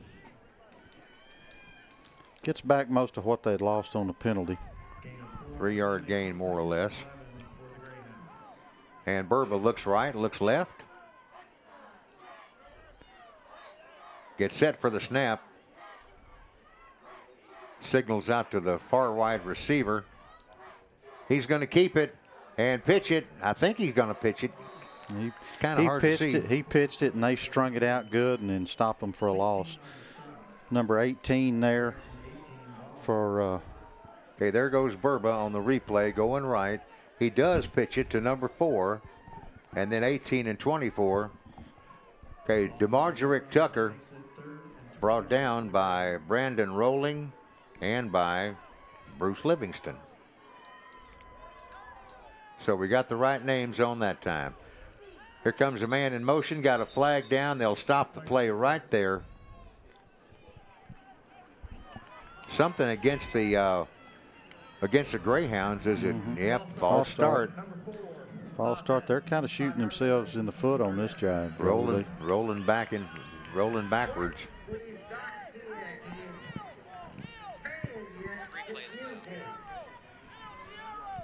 Let's keep an eye here. Yeah, I think number 4 almost thought he was going in motion, and they already had a guy in motion coming the other way. And only one of them can be moving at a time, Joe. That's right. Like we mentioned earlier today, if we were playing in Canada, you can do that, but here you can't. There goes number 4 in motion again, but the inside handoff and coming upfield real quick. Was that, I believe that was That's Doucette. Cass. Was that Cass or Doucette? Yeah. Cass on the draw play. And almost gets out to the first down, not quite, and they're going to have to punt. 4th and 4 coming up. Here's the receiver, punt receiver going back to about his own 35-yard line for Arkansas Tech's Braden Stringer. Timothy Callion in deep punt formation. 15 yards off the ball. There's the snap. Callion puts that soccer style or Australian Football League kick up in the air, but now there's going to be some kind of scrum down here around the 45-yard line, Yep. but I believe the Wonder Boys have it. Yeah, Stringer got on the ball. So with 4:47 left to play in the first half. Joe, we got Eddie Canales from Gridiron Heroes. We're going to visit with him. It's a group that when players are paralyzed in football games, they work with them to help provide support for them and their family. We're going to talk to him at halftime. We may also have A.C. Green, former Laker great, that we visit with down on the field at halftime. All right, sounds good. On offense now, Arsenio Faber of the Arkansas Tech crew hands off to Brian Allen. And Allen's across the 45 to the 47-yard line on just basically a straight-ahead blast. 4-yard pickup, 2nd down and 6 coming.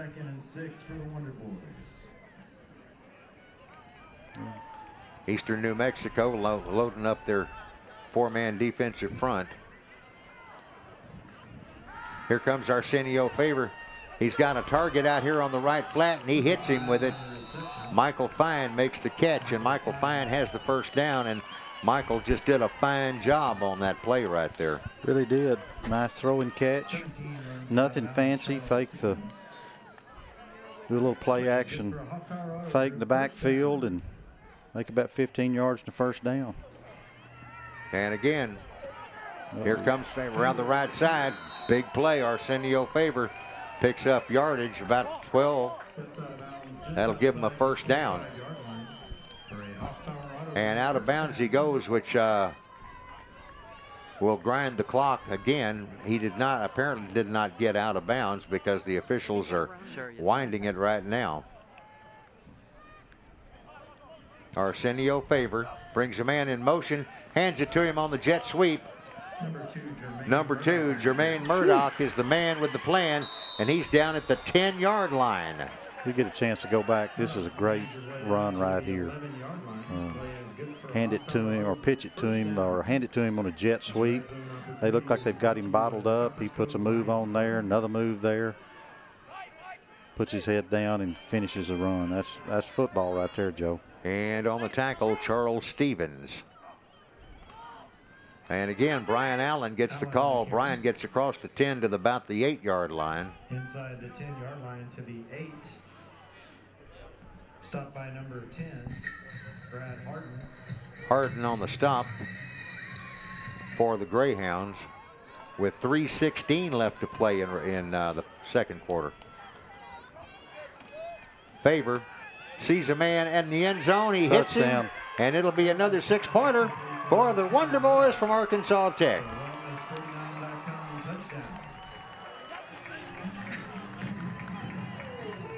I don't know. We'll wait till we see the replay and we find out who caught the football. That's Jermaine Murdoch, the guy that made the good run a while ago. Okay. They run a double slant on that side.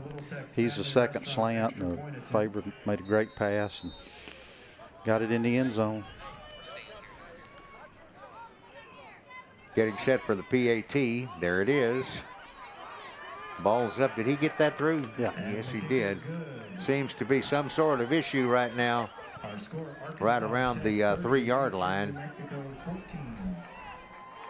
Here we go with a replay. Right, hit him right between the numbers, or right on the number. Right on the numbers, yep. Jeremy Doucette. Good coverage, but well-thrown football and not a whole lot that the defender could do about it. Correction, that was Jermaine Murdoch on that touchdown catch. That makes it 30-14 with 3:06 left to play in the first half of this ball game.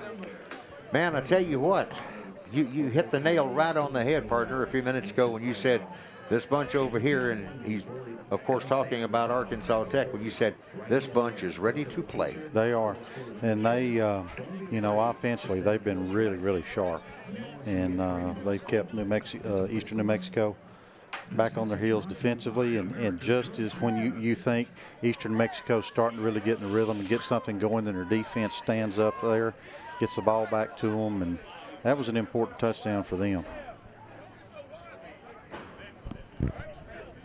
Ball's teed up now for number 45, Isaiah Taylor. He's going to kick this time.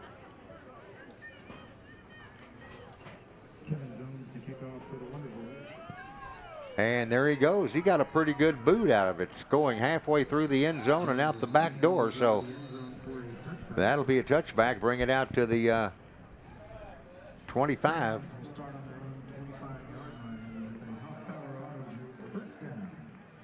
.306 to play here in the first half. Eastern New Mexico needs to try to get some points here, Joe. Yes, they do. Driving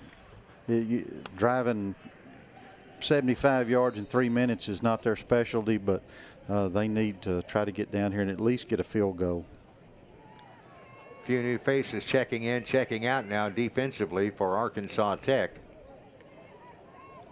Eastern New Mexico now on offense at their own 25-yard line. Jeremy Burba looks under center. kicks a man in motion the other way. Burba is going to keep it. Burba is hit behind the line of scrimmage at the 23-yard line.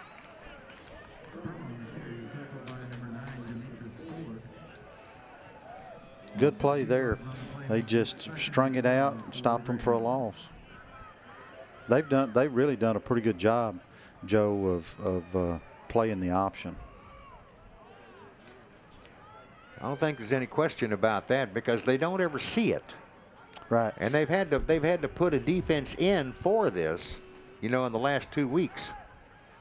Here's a chunk from Burba out to the right side. He has a completion at the 35-yard line. First down coming. Good throw, move the chains. I believe that catch was made by Adrian Horton.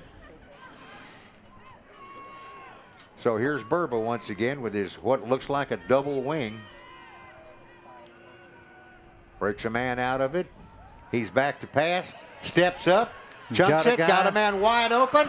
And going to the house is number 88? 88 again. Okay, number 88 on the catch. That's Aaron Johnson. Big play for the Greyhounds on that one. When they need a big play, he's their go-to guy. He's 6'5", out of Colorado Springs, and that's the second big play he's made tonight. So that ups the score to 30-20. Yeah. And try for point to come. Timothy Callion getting set to work the single point. Snap, kick. It is good. So 30-21, 9-point ball game. And look at that. If we were in the NFL, we'd be stopping right here because the clock shows exactly 2 minutes to play in the first half. Joe, you look here, the defender fell down. Okay. And that's how he got so wide open. Well, he was as wide open as one of those 24-hour 7-Eleven stores. You see him fall down, and you can see him getting up there on the replay. Yeah. Nice throw and catch. Hey, you'll take it when you're that far down. You'll take it. You bet. That was a big score. That we got 2 minutes left, and Eastern New Mexico needs to bow their neck on defense and keep Arkansas Tech off the scoreboard right here and go in down 9. We're about to kick off here in a second. And the Wonder Boys will get the football back, like we said, with 2 minutes to play in the first half. And Eastern New Mexico still huddled around their coach, Josh Lynn, and the rest of the gang on the far side. The receiving team for Arkansas Tech is already out here ready to go. And here come the Greyhounds. They have the largest Polaris dealership in the United States. Let's see where Callion puts the tee this time. He's going to kick from the far hash mark, which he has not done yet. All his other kickoffs have been from the center of the gridiron. But he's got it over there at the inbound marker on the 35-yard line.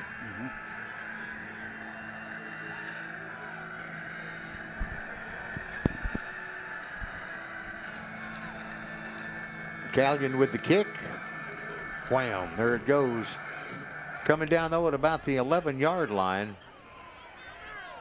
And up the far side and down in a big stack. Will go number 24, Bruce Livingston, I believe it was. Oh, it was 84. Sorry about that. It was Jant Weary. Also in on that tackle, number 34. So with $1:53 left to play in the first half, the Wonder Boys are back on offense. 30-21. Yeah, Joe, they've got 2 timeouts left. I would think that they're going to try to go down here and get some points. When you got a guy like Favor dealing the cards back there, you got to feel pretty confident he can take care of the football. He's got Brian Allen alongside of him there in the backfield, actually stepping behind him. So they'll work out of the, not quite a pistol, play action, and a pass is completed out on the left flat. Carrying the ball upfield is Javies Cross. Cross all score, the way down to the 25-yard line, to the 20. Still on his feet at the 15, at the 10. One guy, I saw a clip, but I don't guess it's going to get called. Yeah, they're going to get it from back here. Okay. But I'm going to tell you, Joe, what a run. Yeah, really. We got two flags laying alongside each other at the 10-yard line. Now, I don't know if that's really a clip. You don't hear clip very much anymore. Usually it's an illegal block in the back. Yeah. I think, you know, if you want to be technical about it, a clip is when you hit somebody from behind below the knees, right? Yeah.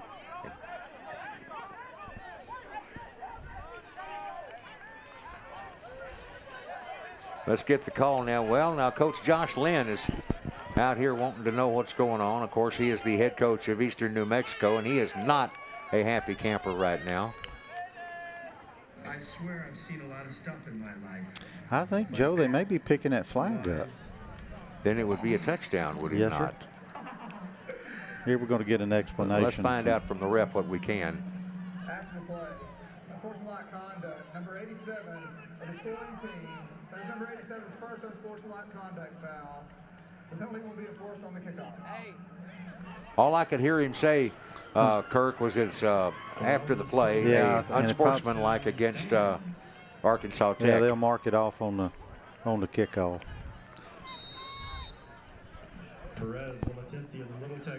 Perez getting set to kick the extra point for Arkansas Tech. Snap, boots away, and it is good. So now you're looking at a 37-21 ball game. 2 8-point touchdowns is what Eastern New Mexico finds themselves right now. Let's take a look at this. First, you get a really good block by the left tackle right there. Right. That springs him.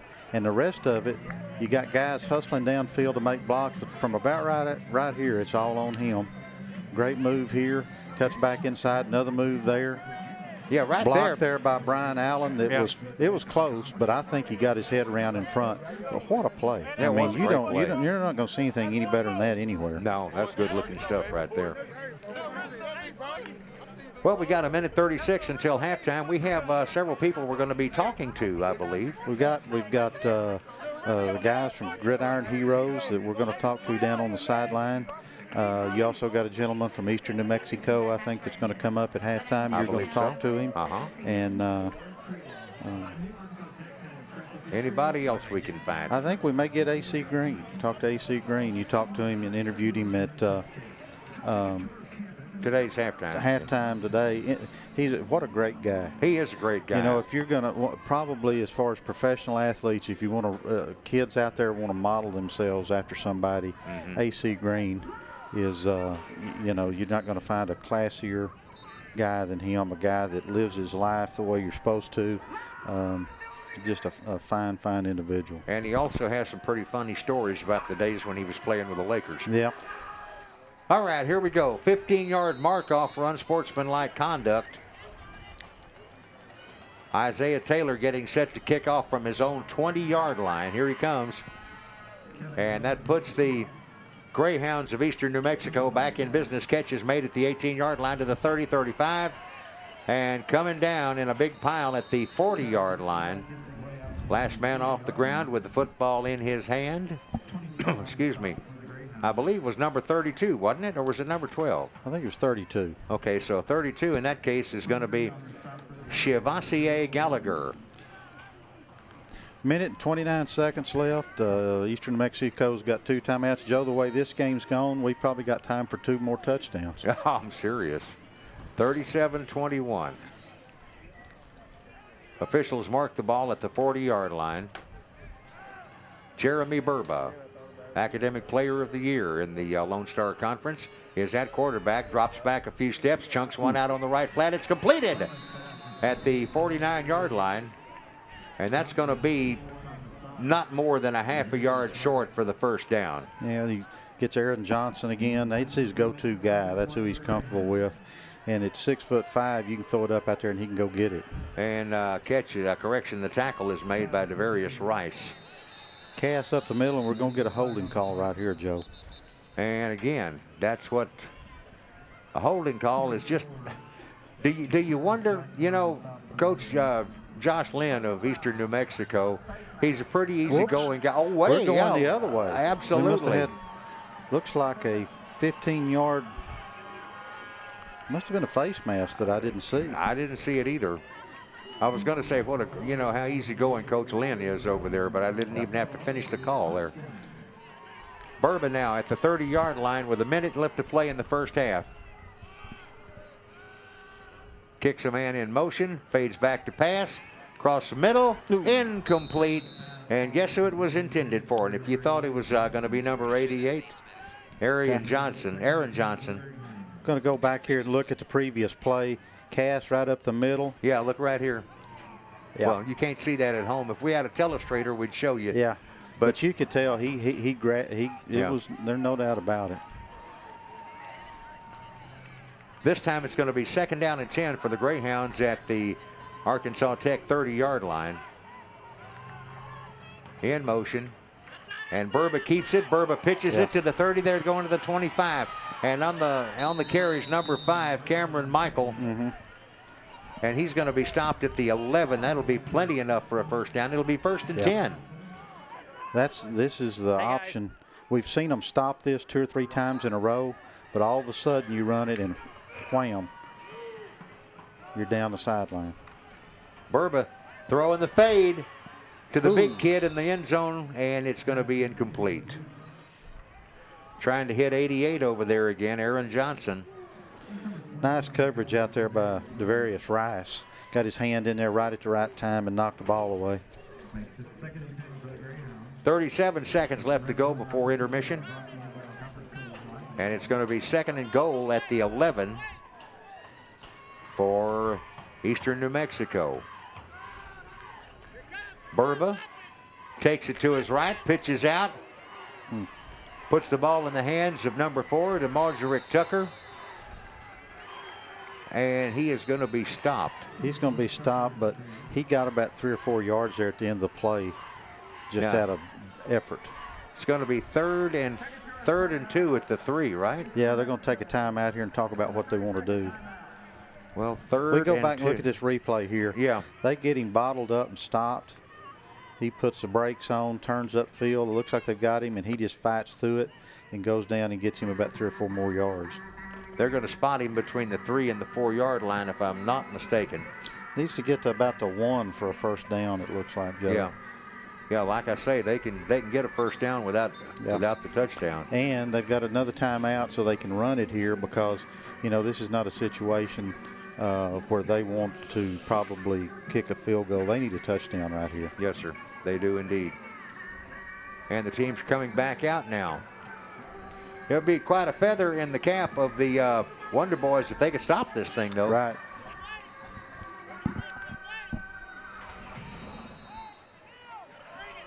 Burba lines his people up. He's already gotten the strategy call from the coaches.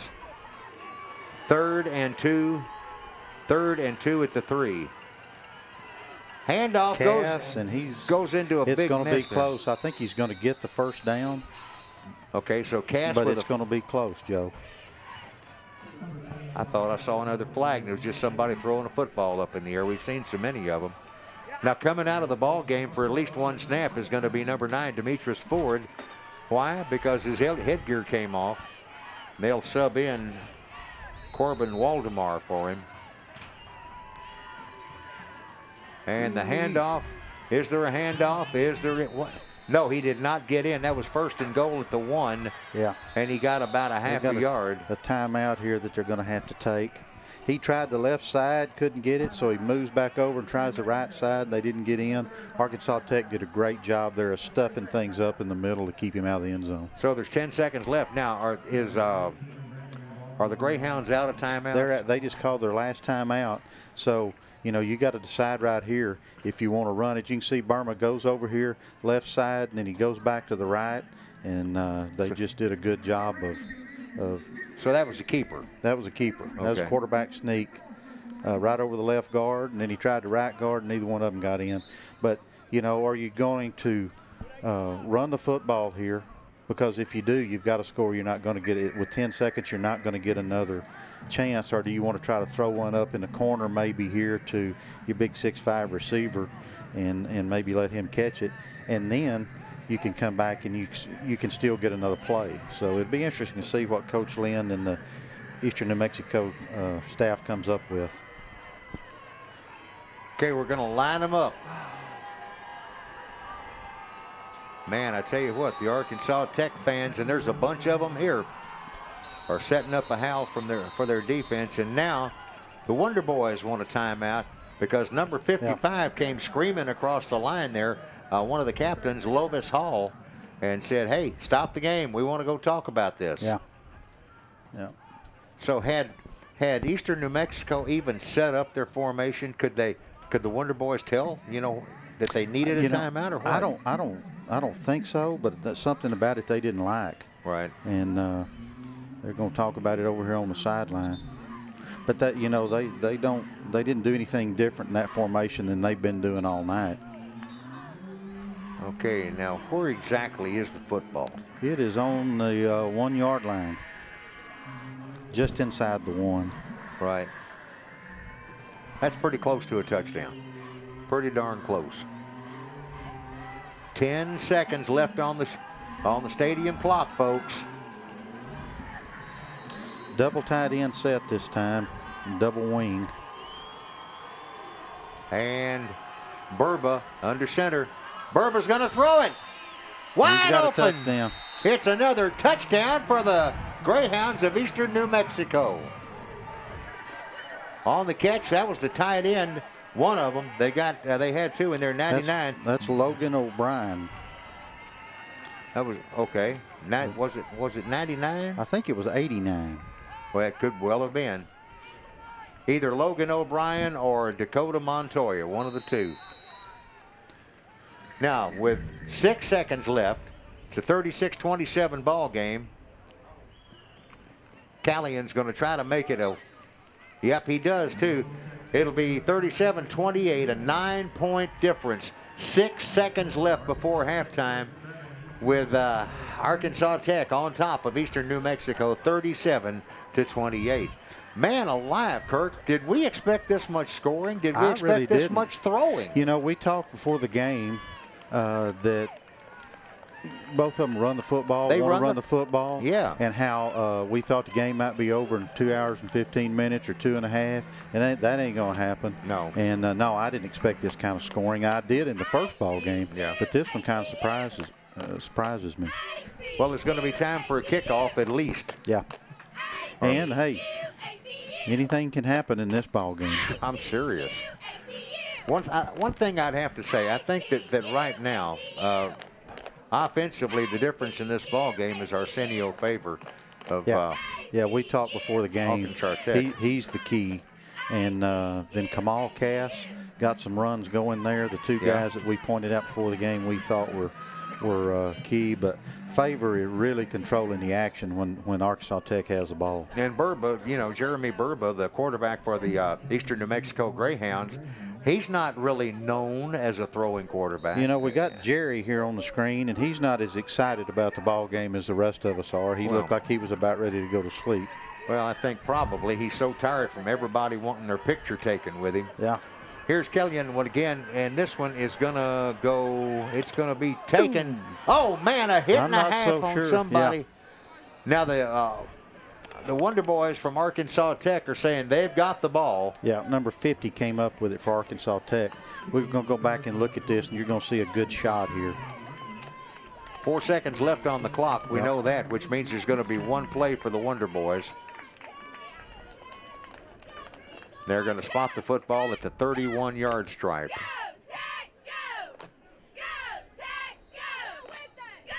Here comes the replay. Ball hits. They go to try to recover it. 39 had it and then dropped it. Yep. And 50 got on top of it. When that ball hits the ground, the receiver is not protected anymore, and you can go ahead and hit him, and that's what happened in Eastern. Almost got the ball back. Okay, it looks now like okay, he goes down to the knees, as does Arsenio Favor, and that'll call it. That'll do it for the first half here at Bulldog Stadium in Copperas Cove. 37-28 is our count, and the Arkansas Tech Wonder Boys are on top. Eastern New Mexico 28. Been some good football, Joe. We're going to have an exciting second half. Don't go anywhere. We got some great guests that we're going to have here at halftime. And there's been some phenomenal plays, and we're going to see a bunch more of them in the second half. I'm excited about it. And I'm anxious to see if Jerry wakes up, you know. Yeah. The mascot of Arkansas Tech. Yeah. We'll be right back here in just a few minutes, folks. Be right back.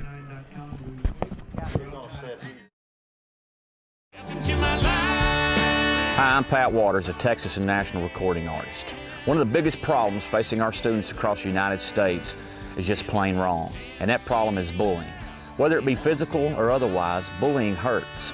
If you see someone being bullied, don't stand on the sideline, report it immediately to a teacher, a counselor, or a school administrator. And remember, your silence empowers the bullies. Don't be afraid to stand up for what's right. School is a place to learn, not to be in fear.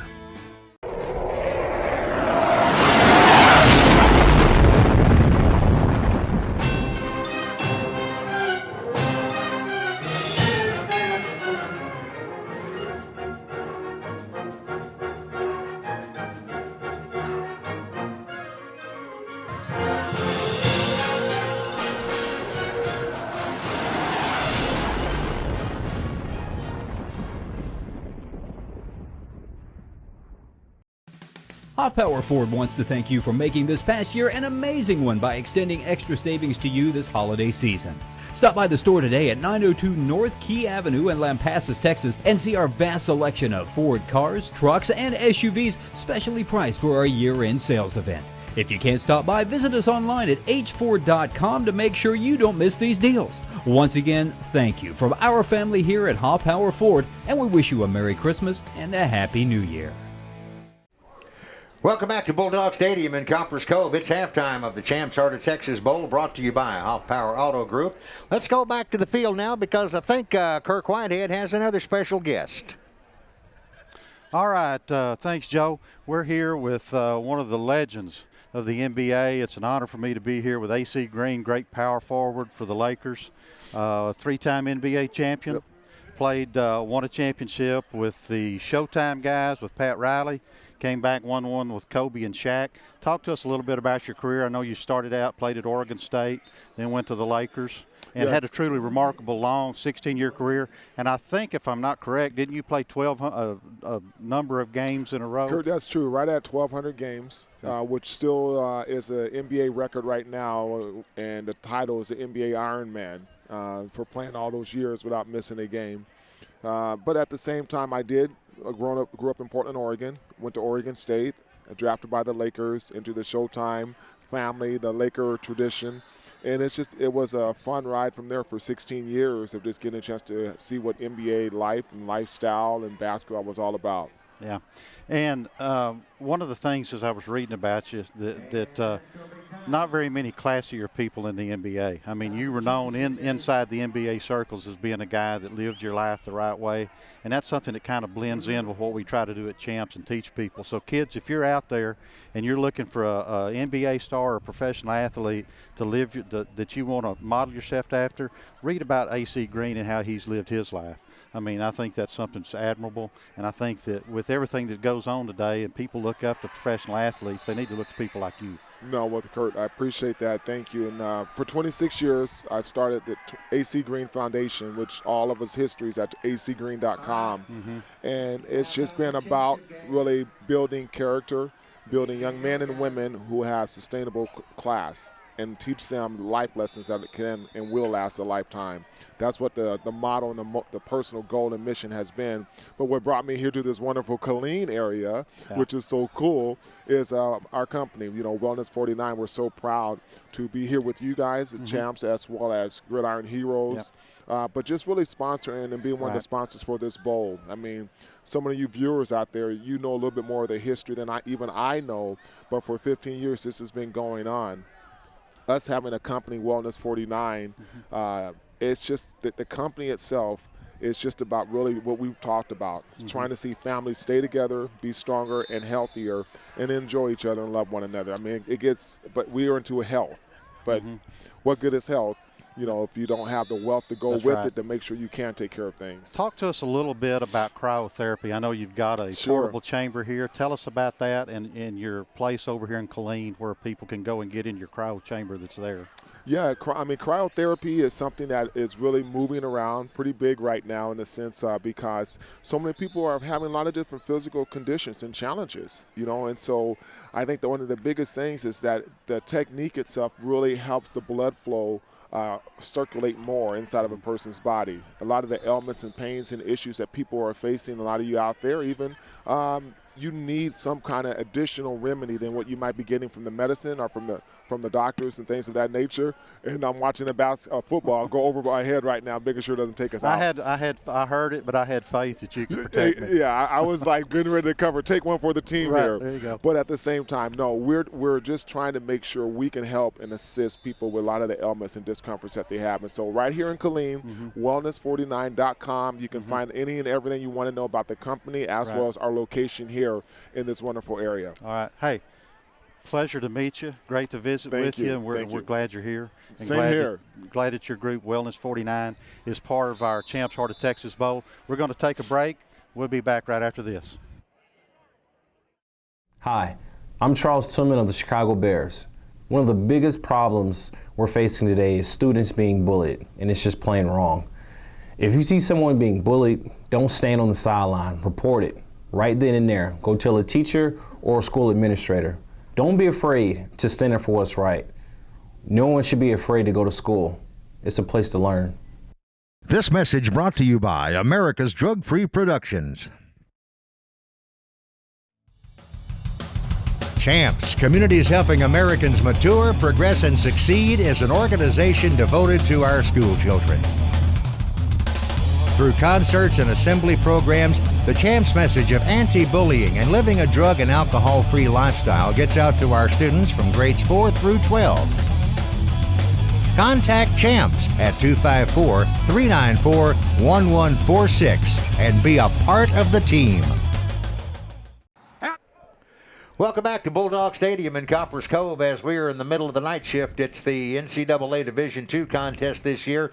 Another special guest has made her way up to join us, and I'm talking about the president of Arkansas Tech University, Dr. Robin Bowen. Dr. Bowen, it's a pleasure to have you and your entire crew here with us in Coppers Cove. Thank you all for coming. Well, thank you very much for the invitation. We were really excited to be able to make it to a bowl game this year and appreciated the invite. Tell us all about your school. We heard a lot about it last night at the banquet, which you had to miss, and that's a shame because there was plenty of good barbecue. I hear. But at any rate, we heard a lot from your head coach and your AD, and those guys are crazy, but we love them. And so tell us anything they might have missed.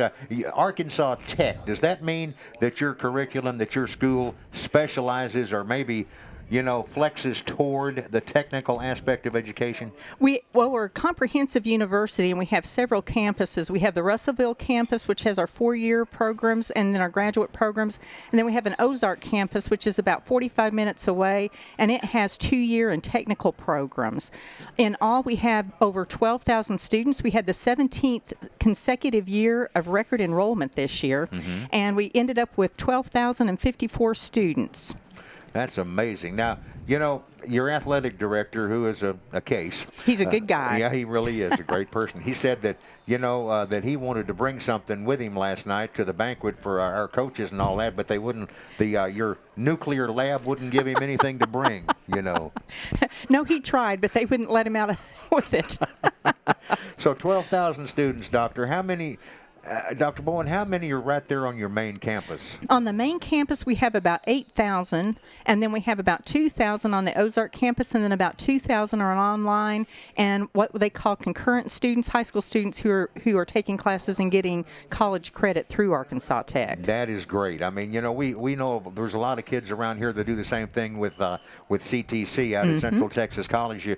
Some of them can have an associate's degree by the time they graduate high school. It's absolutely wonderful. Actually, actually in Arkansas, and I'm assuming it's the same way in Texas, that's a good thing for everybody. It saves the students money. It saves the state money in Arkansas because we have scholarships that we give to the students, and so it costs less for the state because they've already got so much of their school done. And it also saves the federal government money because they don't need as many years of grants and scholarships. We have Jerry here. Oh, is Jerry the up here? Bulldog. Yeah, well, Jerry has been kind of had the run of the place today. I'm told that this is his first ever trip to a road game. I know it's his first time to a bowl game. Well, I know that's great, but I've already had my picture made with him. I think he's going in for an interview now. Dr. Bowen, just for a second here, because we're running out of time. What do you think about the first half? Well, of course, I'm very happy with figured that, yeah. with us in the lead. I feel like the Wonder Boys came on strong, and they have remained strong through the first half, and I hope that they continue through the second half. And you're looking, of course, for them to take the trophy back home, and y'all will have a big party on campus before Christmas, right? Oh, absolutely. That would be great. Dr. Robin Bowen, president of Arkansas Tech University. Dr. Bowen, thank you so much for spending some time with us. Well, and thank you. I appreciate it. Okay. You be sure and give Jerry his extra can of dog food tonight. I will. Thank you. Thank you so much. Okay, bye-bye. And there's your daughter right there. She's saying, Mom, are you on the radio? Now she's turned her head. At any rate, we're about 2 minutes and 13 seconds away from the kickoff of the second half here of the game between the Arkansas Tech Wonder Boys and the Eastern New Mexico University Greyhounds. Welcome back to Bulldog Stadium. We're about a half a minute or so waiting to get the guys back out here on the mighty fine gridiron to kick off the second half. Kirk, I'm going to run down a couple of stats here. First downs, Arkansas Tech 20, Eastern New Mexico 14. Now on the rushing, 156 yards on the ground for Tech, 85 for Eastern New Mexico. Passing yards, 267 for Tech, 168 for Eastern New Mexico. And the total offense. Now, let me tell you what, they have got over 700 yards out here, Whitehead. 423 yards on 45 plays for Tech. 253 yards on 37 plays for Eastern New Mexico. So they have been burning up the offense tonight. They really have. And I expected a lot of rushing yards, but the passing is really what I think has surprised both of us, Joe. Yes. And we're going to have a good second half. That touchdown in Eastern New Mexico went down and got right before the half was key to getting them back in the ball game. Let's see what's going to take place now. Is it the same guys back deep for, Yep. On one side it's number 1, on the other side it's number 4, so it will be DeMarjorick Tucker on the far side, Kamal Cass on the near side, and to kick it off for the Wonder Boys of Arkansas Tech, it's number 45, Kevin Jones. Here he comes. There's the boot, and it's a line drive going about 9 yards deep in the end zone, bouncing out the other side, and Kirk, it almost came up on one of your Polaris all-terrain vehicles back there. It wouldn't hurt that thing. Oh, it wouldn't? No. That's a Polaris, Joe. You're not going to. Oh, football's not going to hurt that thing. Okay. Well, I'm glad to hear that. I'm glad you got that. You know, we haven't even had a chance to talk about the merchandise that you brought with you from Hoff Power Incorporated. We will do that, I promise, before the day is over. But right now, we've got a 1st and 10 coming up for the Eastern New Mexico Wonder Boys at the 25-yard line, and they're into the field. It was so great tonight to be able to talk to Mr. Buster Hodges, alumni, and they're in the wishbone now. Yep. We'll talk about Buster in a minute. They have gone to the wishbone. Here's the quarterback. Here's the pitch. Shades of the University of Texas and the University of Alabama and even Oklahoma. But at any rate, they didn't get much out of it. No, they didn't. Like I say, they'll keep running it. They'll keep running that option to the outside, and you think, why do they continue? And all of a sudden, they'll pop one. And well, they lost a yard. Yeah, they got to make you defend the whole field for their offense to work. Okay, this time they will not be in the wishbone. They'll have a single back. And here's Jeremy Burma with a pass out on the right side, and I don't think he caught it. I don't think so either. I think you're going to see a very good defensive play here. As we look at it, number 43 comes in. He looks like he's got it, and he comes in and gets a hand in there and knocks it away right at the last minute. Textbook defense. Mm-hmm. So now it's going to be 3rd down and 11 for the Greyhounds. Burba brings a man in motion. Burba back on the play action pass. Got a man open out here on the left side. He's got it. And guess who it is? It's big old number 88, for the Greyhounds, and that's Aaron Johnson. Yep.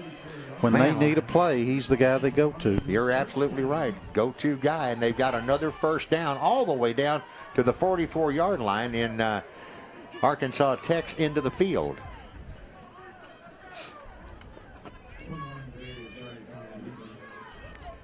Burba slips a man in motion, slips the ball ahead to Cass. Cass looked like he was going to do a little bit of something and then got stopped right at the 42, maybe 43-yard line. So a 2-yard pickup, and that's it. Yeah, number 9, Demetrius Ford there makes a really nice play. Shut down the run. All right, here's Burba with what, again, looks like a double wing, but it's a double slot more than anything. Yeah. And he's going to keep it. Burba cuts upfield, got some yardage that time. If I'm not mistaken, that may be one of the better runs he's had tonight. It really is, a 3-yard run. But they've kept him under wraps in the running game, and that was the best run he's had tonight. 3rd down and 5 coming up. And the Greyhounds are at the 39-yard line in Arkansas Tech territory. Big play coming up here, Joe. I'm serious. At this point, they're all big for New Mexico. A man in motion, and there goes that same little inside handoff, and pretty good running room for DeMarjorick Tucker.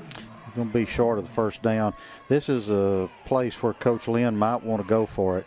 You know, if you kick one into the end zone, you're only going to move the ball up 15 or 16 yards. So they're probably going to line up and try to get the first down here. 4th down and 3. You don't think that's too far? I don't think so. I just think they're kind of right in no man's land. Well, let's see what happens.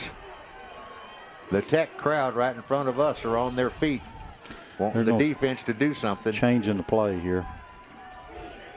Okay, here's Burma.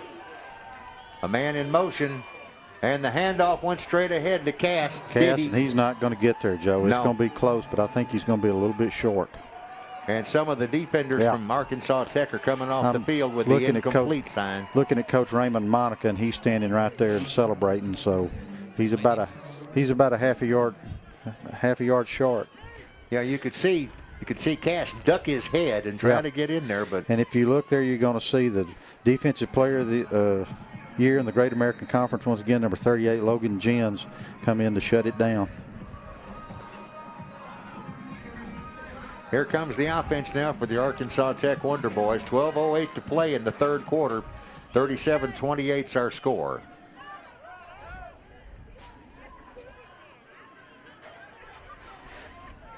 All right, let's go the other way now. Arsenio Faber fakes to a back, rears back, and throws it downfield. It's picked. Nope. No, it's dropped. It's dropped. Wait for the play to be over, Joe, before you call it. But looks like number 11, Keelan Hollis. It might have been shaken up on that play. I think, I'm trying to get his number, I think that's 37 or 17. That's 17, Joe, that made the play, and he's also one shaking up that Charles Stevens, junior defensive back out of Sacramento, California. Well, we've got the medical crew over here from eastern New Mexico to take a look at him and find out what they can. 3 of his teammates are over there with him, too. He's already on his feet. That's good. He gets a round of applause from the crowd. That's neat. Let's go back to the other end and see where the academic stuff stacks up. It'll be 2nd down and 10 at the 35-yard line. Far hash mark over there for Arsenio Faber. 232 pounds of 6'3" running quarterback. You stick your head in there, try to stop him, and might get you a headache. You're gonna get one. All right, he's getting the play called in from Coach Monica and the rest of the offensive staff over here on the near side. Now the center judge moves away and the ball's ready for play. Twin receivers right, one guy out left for the Wonder Boys, and here's a handoff. They like to run the football, no doubt about that. And carrying the mail this time is Brian Allen. He's done a lot of work out of that offensive set for the Arkansas Tech Wonder Boys today. New faces in again. They're going to let them a 3rd and 4 here, Joe, and they're going to bring in a couple of tight ends. Yeah, a little bit of beef. Yep. At the 43-yard line. Blitz coming, but they're going the other way. Now, Favor in trouble, throws it away. Can't quite get it to the man he wanted to, who was Michael Fine over in front of the Greyhound bench. Both defenses come out in the first series as the second half and get stops. Not quite what we saw the first half. No. 37-28's our score still. No change on that.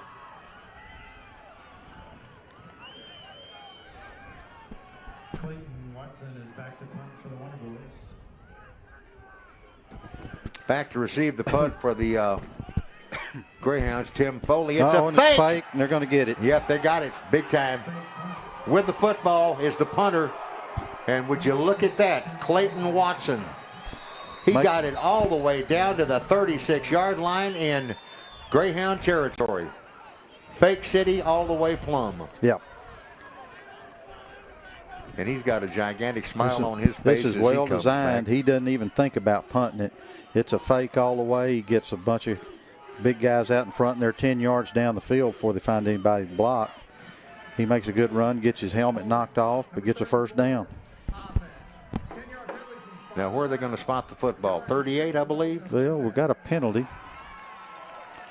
And it looks like it's after the play, so it's going to be...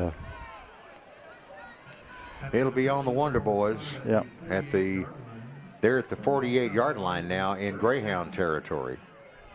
Eastern New Mexico Greyhounds, Arkansas Tech Wonder Boys doing their thing tonight here at Bulldog Stadium.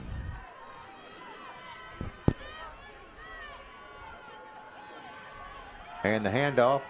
Oh, and stood up as he crosses the line. Brian Allen, the ball carrier for the Arkansas Tech crew. And, man, did you see that hit? He basically got stood up. Yeah, Phil Vunapola comes in here and makes a really good play. That's pretty. 10 gets there first, and then they come in there and clean it up. That gives a defensive lineman a thrill. You never played defensive line, did you? No, sir. But Brad Harden did a good job playing it right there. Well, coming to his right again is Favor as he is in deep trouble behind the line. And what's going on? We got one of the coaches over here on the near sideline is going ballistic, and I don't know why. I think maybe that he saw a hold, what he thought was a hold or something down the field, but Eastern New Mexico does a good job here, collapsing the pocket. So now it's going to be third down and about 16, maybe 17. And the Wonder Boys are at their own 46-yard line, having been pushed back. Arsenio Favor under pressure, big pressure. Yeah. Now he has to unload that thing. Ooh. And it's into the hands of Jant Weary, but he cannot make the connection. So the defense of the Greyhounds from Eastern New Mexico University has held on that one. 2 plays in a row there where the Eastern New Mexico defensive line, you can see they're going to get pressure right up through the middle there. Favor took a big shot and still made a pretty good throw. Yeah. Still threw it right where he wants to. If he catches it, he's going to have a foot in bounds. So that's right. That's quite a throw there under pressure, Joe. And it's going to be a punting situation now for the Wonder Boys. And this time he does kick it. And the deep receiver for the Greyhounds just going to watch it die at about the 17, 18-yard line. That's where they'll have a first down going the other way. Arkansas Tech will be moving from right to left across your television screen. 9:35 to play here in the third quarter, 37-28, no change in the score. We'll be right back. Hi, I'm Pat Waters, a Texas and national recording artist. One of the biggest problems facing our students across the United States is just plain wrong, and that problem is bullying. Whether it be physical or otherwise, bullying hurts. If you see someone being bullied, don't stand on the sideline, report it. immediately to a teacher, a counselor, or a school administrator. And remember, your silence empowers the bullies. Don't be afraid to stand up for what's right. School is a place to learn, not to be in fear. I knew that Arkansas Tech would help me stand out from the crowd. But I didn't know I'd be standing out in front of the crowd. I knew I wanted to be a part of Greek life. But I didn't know Tech would change my life. I knew Tech would help me become a leader. But I didn't know Tech would lead me to graduate school. I knew my art professors had years of experience, but I didn't know that I would get real-world experience before graduation. It's easy to see why more than 12,000 students choose Tech. Come take a tour of campus and discover what else you don't know about Tech. Eastern New Mexico University is known as the pride of the land of enchantment. USA Today named ENMU among the 5 best bargains in the nation. With 75 majors, we offer online and on-campus courses in the most popular majors. You'll enjoy a great social life with students from around the world, and we also offer generous scholarships and financial aid. Become a part of our family by visiting enmu.edu. ENMU and student success, that's. Here's the situation. The Greyhounds from Eastern New Mexico have the football, but deep in their own end, and they've got to get to the other end in a hurry. A man comes in motion, and it'll be Jeremy Burma getting set to throw again. Same play that he hit a while ago, but to a different receiver this time. Coming out with the football is Jant Weary, 84. But that'll be a first down and then a whole bunch more at the 43-yard line as the Greyhound offense, I'm not going to say they caught the Wonder Boy defense asleep. They just executed that play really well. They did. They brought him all the way across the field, and Burma made a really nice throw.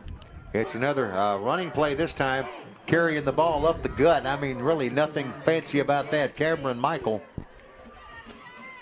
Just turn it around and hand it to your best player and block well, and here you go. So they pick up another first down on that snap. Burma again sends a man in motion, and then he's going to send Kamal Cass up the middle again, and he's going to be about a yard shy of the first down. Eastern New Mexico's guys up front are starting to really take control of the line of scrimmage over the last couple of plays, Joe. You can see them, they open up a hole that you might could have strolled through on that one. It'd have to be a lot bigger than that. I'd have to have Shaquille O'Neal open one for me. Once again, here comes Cass, Kamal Cass, across the 30. Well, I say across the 30. He basically got to the 30. Yeah. 3 yards, maybe 3.5 on the gain. Second down, we're going to call it a long 6. Got a slot back left, basically, a slot back right, basically, and a running back behind the quarterback. And that running back, Kamal Cass, gets the call, and he is at the 27-yard line now. Taken down in there by number 55, Lotus Hall. Here's also, the play. You get Logan Jens, their linebacker there, middle linebacker, all-conference player, steps in there and makes a really good play. Burma, that is, has not been in the shotgun once tonight. Nope. He'll try it again with Cass, and he's going to have the first down. He sure is, big time. This is about where they got to earlier, Joe, earlier in the half on their first drive that stalled out on a short yardage play. So Logan Jens on the last tackle, too. Now it's first down, and the football is at the 23? Yeah, thereabouts. About the 23-yard line. Again, gang, 7:25 left to go in the third quarter. 37-28, a 9-point advantage now for Arkansas Tech. Again, a man in motion. Burma back to throw. And the ball it's up for grabs, and it's incomplete. My goodness. 2 guys and the receiver all collided together at the same time as the ball got there. He had Cameron Michael that time down the sideline. He just hung the ball up a little bit. You can see he's going to come wide open. He's getting pressure up front, and it causes him to get a little bit too much air under the ball, and they react and make a good play to shut that down. Second down and 10 coming up now. Burma looks left, sends a man in motion, then sends Cass up the middle. He's going to be up there close to another first down too, Joe. About the 13-yard line. He may have it. No, not yet. Let me see where they're going to set the down box. It's right be third, by the about line a half a yard. Yeah. Did Burma keep the ball? He kept it on a quarterback sneak, and I think that he got there. It's going to be close. Well, they're stopping the clock. It's either a first down or it's a fumble or something. No, it is a first down. Now, they've got a situation here where, again, this is the second time they pulled this one, is they can make a first down at the 1-yard line without scoring. Right.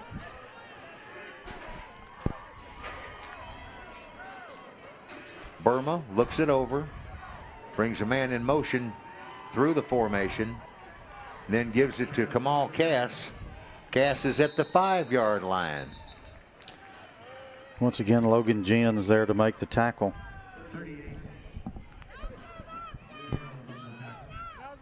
And nothing fancy here, just turn it around and hand it to Cass and get up and get what you can. Good 5-6 yard gain on first down.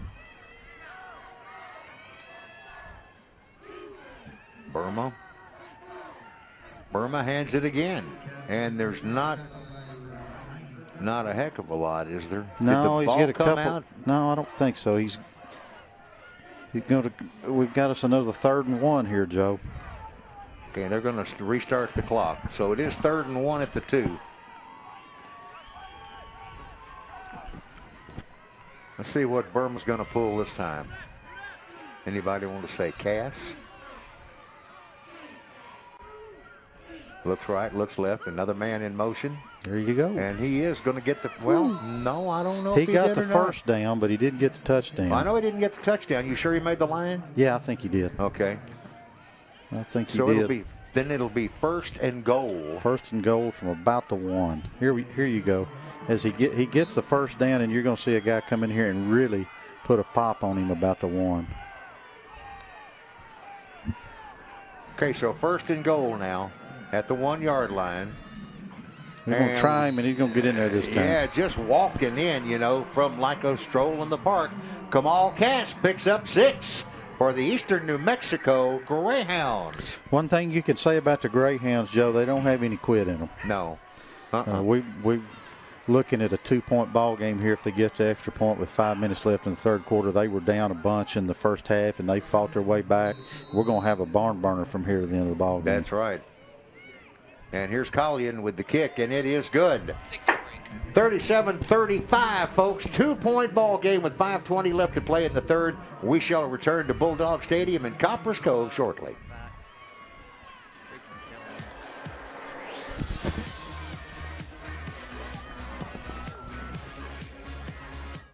Hi, I'm Charles Tillman of the Chicago Bears. One of the biggest problems we're facing today is students being bullied, and it's just plain wrong. If you see someone being bullied, don't stand on the sideline. Report it right then and there. Go tell a teacher or a school administrator. Don't be afraid to stand up for what's right. No one should be afraid to go to school. It's a place to learn. This message brought to you by America's Drug-Free Productions. I knew I'd follow my heart into the Arkansas Tech nursing program, but I didn't know I'd fall in love with the campus. I knew I would check out international business, but I didn't know I could check out a mountain bike. I knew Tech had plenty of degrees that matched my interest. But I didn't know I wanted to study pre-med. Or pre-law. I knew Arkansas Tech had an impressive history, but I didn't know that my professors would look out for my future. Tech has one of the highest graduation rates in the state. Come take a tour of campus and discover what else you don't know about Tech.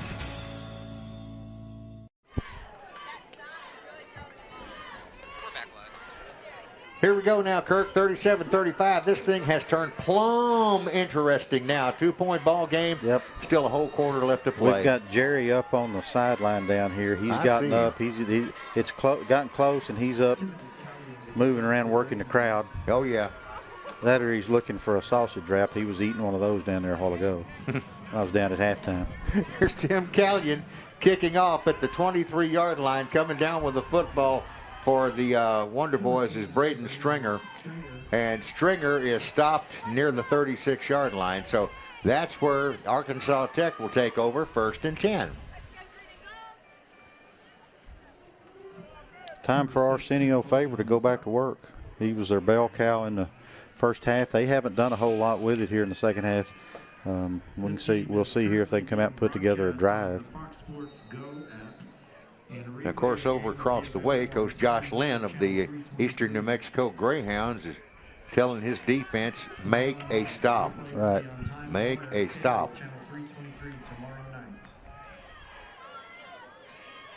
All right, here comes Arsenio. He's got his crew ready. Favor is out of favor because he's dropped the football on the ground, trying to feed it over there to Brian Allen. Yeah, they get a fumble on the exchange here. He bounces right back up to him. He doesn't get it put away good, and then you see Viapola coming in number 14 to take him down. So now you're looking at a 2nd down and 17 for the Wonder Boys. 4-man defensive front set up over there by Eastern New Mexico. Looking right, looking left, nothing going. He is going down. I tell you, Joe, I don't know what Coach Lynn told them in there at halftime, but the defensive line has came alive in the second half for Eastern New Mexico. Arsenio Favor is sacked and brought down at the 25-yard line. Go look at a replay here. Well, there's nobody open. He was, he was reading his Number 96, Josh Bounds, comes around the corner and chases him down. Well, he was going through his progressions, and right. At least that's the way it looked to me. He's going through his progressions, and nobody was open. Here's the snap back to Favor. He's rolling right on 3rd and 22. Gets a good block and a nice pass, but it was over everybody's head. He was trying to hit Jant Weary on that one, but nada. Joe, old Mo is going over on the other sideline right now. Well, old Mo's wearing green and gray right now. Not green and gold, yeah. Yeah. So a punting situation coming up now. Now remember, Clayton Watson faked it punt before last. I don't think he'll do it here. He's going to have to run a long way if he converts this one. This one's straight up in the air, about 1.5 miles in the atmosphere, and gets a high hop. And the Wonder Boys going to watch this thing go dead at the 18-yard line. They get, do you see them? They're standing over the football, getting every inch out of it that they can. Yeah, that's a ball that you'd like to see your returner come up fair catch and save you about 20 yards right there. So now the football is at the 18-yard line, and the Greyhounds of Eastern New Mexico have it in their possession.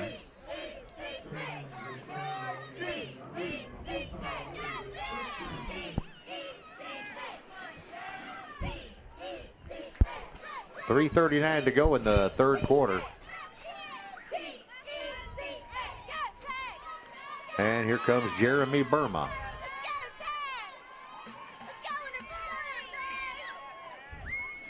Okay, Burma takes the snap, and he's going to hand it off to Kurt.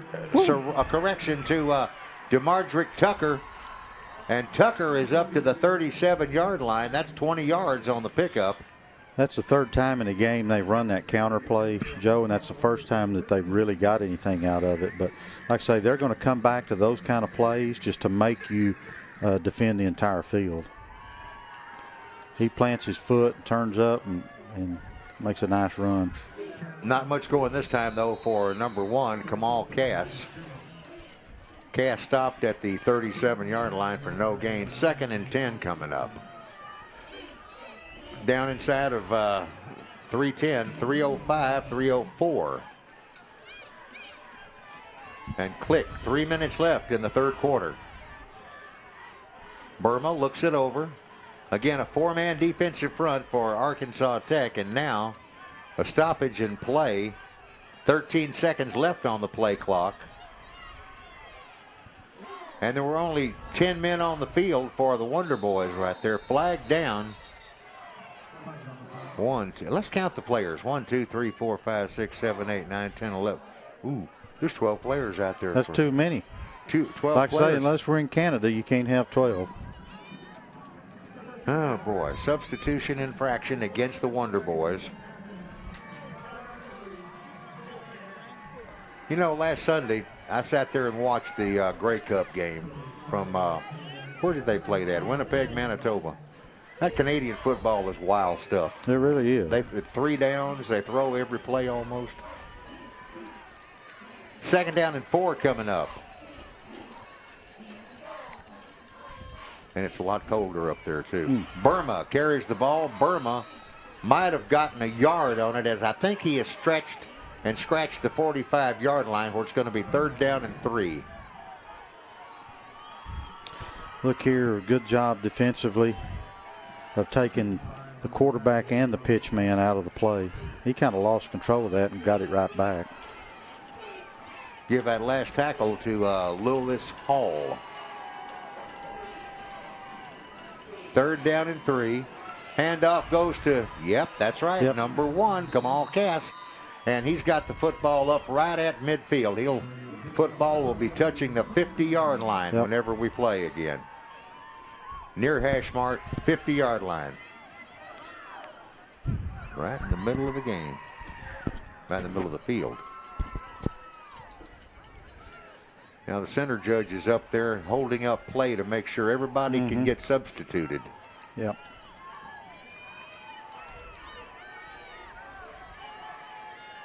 All right, number 12, Jeremy Burma. Burma back to pass on the play action. Has a man open out here on the front left side, and that is Cameron Michael. And he's just barely across the 50-yard line. He might have got a couple of inches on that play. Number 28, Nick Akins, comes up. Joe makes a nice open field tackle. Stop him for no gain. You can see here, just swing it out to Tucker. Akins come out. He kind of loses his footing a little bit. You know something I've always wondered, and we'll discuss that point in a minute when we have some time. 45 seconds left in the 3rd period. Burma keeps it himself. I don't know if that's a planned play or not, but he got across the 48. Now they're stopping the clock for some reason. Do we have a timeout here? Well, had a guy lose his helmet.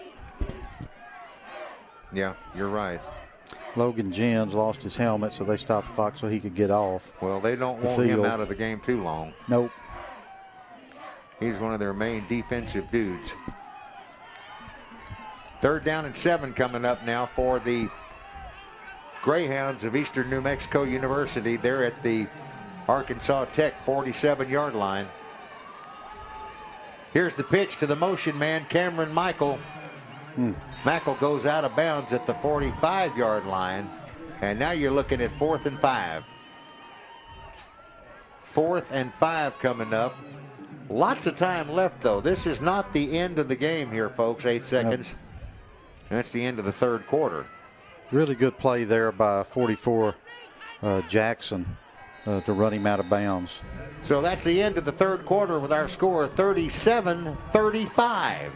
2-point game. Arkansas Tech leading Eastern New Mexico University.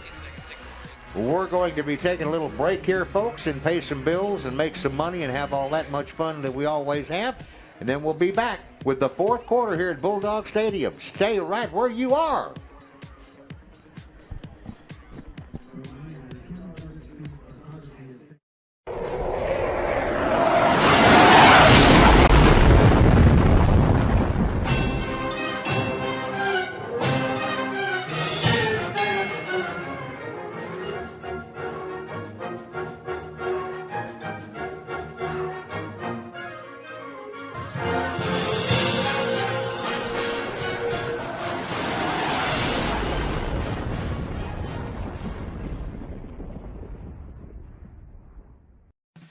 Hot Power Ford wants to thank you for making this past year an amazing one by extending extra savings to you this holiday season.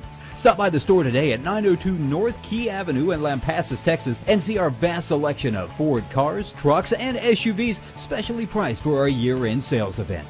If you can't stop by, visit us online at hford.com to make sure you don't miss these deals. Once again, thank you from our family here at Hot Power Ford, and we wish you a Merry Christmas and a Happy New Year.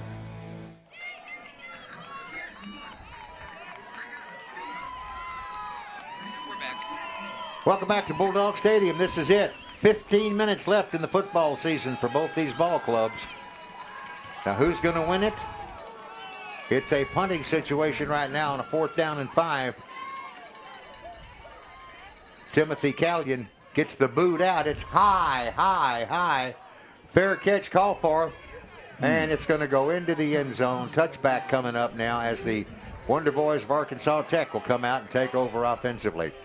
Kirk, if these fast-paced NASCAR offenses like Oregon used to run, and a lot of people still do, if they're designed to get as many plays in as possible and also to keep the defense off balance, why then is there this rule now where the center judge, an official they've added, goes up and stops play until everybody gets substituted for? I thought the idea of the fast offense was not to let the defense get substituted. Well, it was, and, you know, it really it gave too much of an advantage to the offense, basically. So they let them, you know, they want you to be able to match up personnel, and that's, you know, a change they made, and I like it. I think that, you know, being able to stop, or not stop, but let them substitute in is the right thing to do. Okay, the Wonder Boy offense now is starting to get up to the line pretty quick. They just ran a play, and I don't know who they had. Brian Allen. Okay, Allen had the ball, and he is stopped by, let me find him over here. It Tim was, Foley. And DeAndre Saunders was in there, too. And, well, here comes number 10, Arsenio Faber, cutting up the sideline. And Faber is out of bounds at the 34, maybe 35-yard line, whatever the case might be. It's going to be a first down for Arkansas Tech. Yeah. He's wanting to go to the other side with the pass, doesn't like what he sees. He just takes it the other direction and outruns everybody to the corner. Exactly. Arkansas Tech up by 2, 37-35, 14:05 left to play here in the fourth quarter. Brian Allen gets the call, breaks into the clear, but they get him down at the midfield stripe. Oh boy, I tell you what, saving disaster there was Tim Foley, defensive back for the Greyhounds. Allen gets the football, good blocking, breaks a tackle about 2 yards downfield, and then turns the Jets on. And another pass play, and this time it's completed to Jermaine Murdoch out on the right side. Faber hit him, and he was able to get up the field, turn that corner. They couldn't string him out that time. Give that one to Michael Fine here, number 5. You're going to see him come in and make a clearing block right there, and the rest of it, Murdoch just outruns everybody down the sideline. 1st and 10 now for the Wonder Boys at the 40-yard line. Snap back. Brian Allen gets the call. Brian Allen dancing and juking to his left, to his right, and then is smothered after about a 1.5-yard gain. Yeah, Michael Crowder there making a play for Eastern New Mexico. Looks like they've got a guy down. And Brian Allen has to come out of the game because his hat fell off. Yeah, we're going to have to do some mending here. Oh, it looks like Theo Vunapola, number 14, I believe that is. Let me check it with the glasses. Yeah, that's him. And Kirk, if we have time, I will talk about another one of my pet peeves, which is jerseys and the way they're designed these days. Mm-hmm. And I don't like it. They're not made for old eyes, are they, Joe? No, they're not. But this time it's going to be Arsenio Faber with the football. He's going to hand it off to one of his backs coming to the left, and carrying the ball that time is Braden Stringer. Michael Dunlap in there on the tackle makes a really good play here. Stringer looks like he's got, and Dunlap comes from his linebacker position, scrapes outside and brings him down. 3rd down and 6. Big play here, Joe, for both teams. Yes, it is indeed. 3rd down and 6. Scoreboard says 7. That's probably more right. Hey, here's a little fake pass. They've got something going on out here, too. There you go. Yep, there's number 29 going down the sideline. Is he going to go in? I believe he did. Braden Stringer. Really good play design by Coach Monica and his staff right here.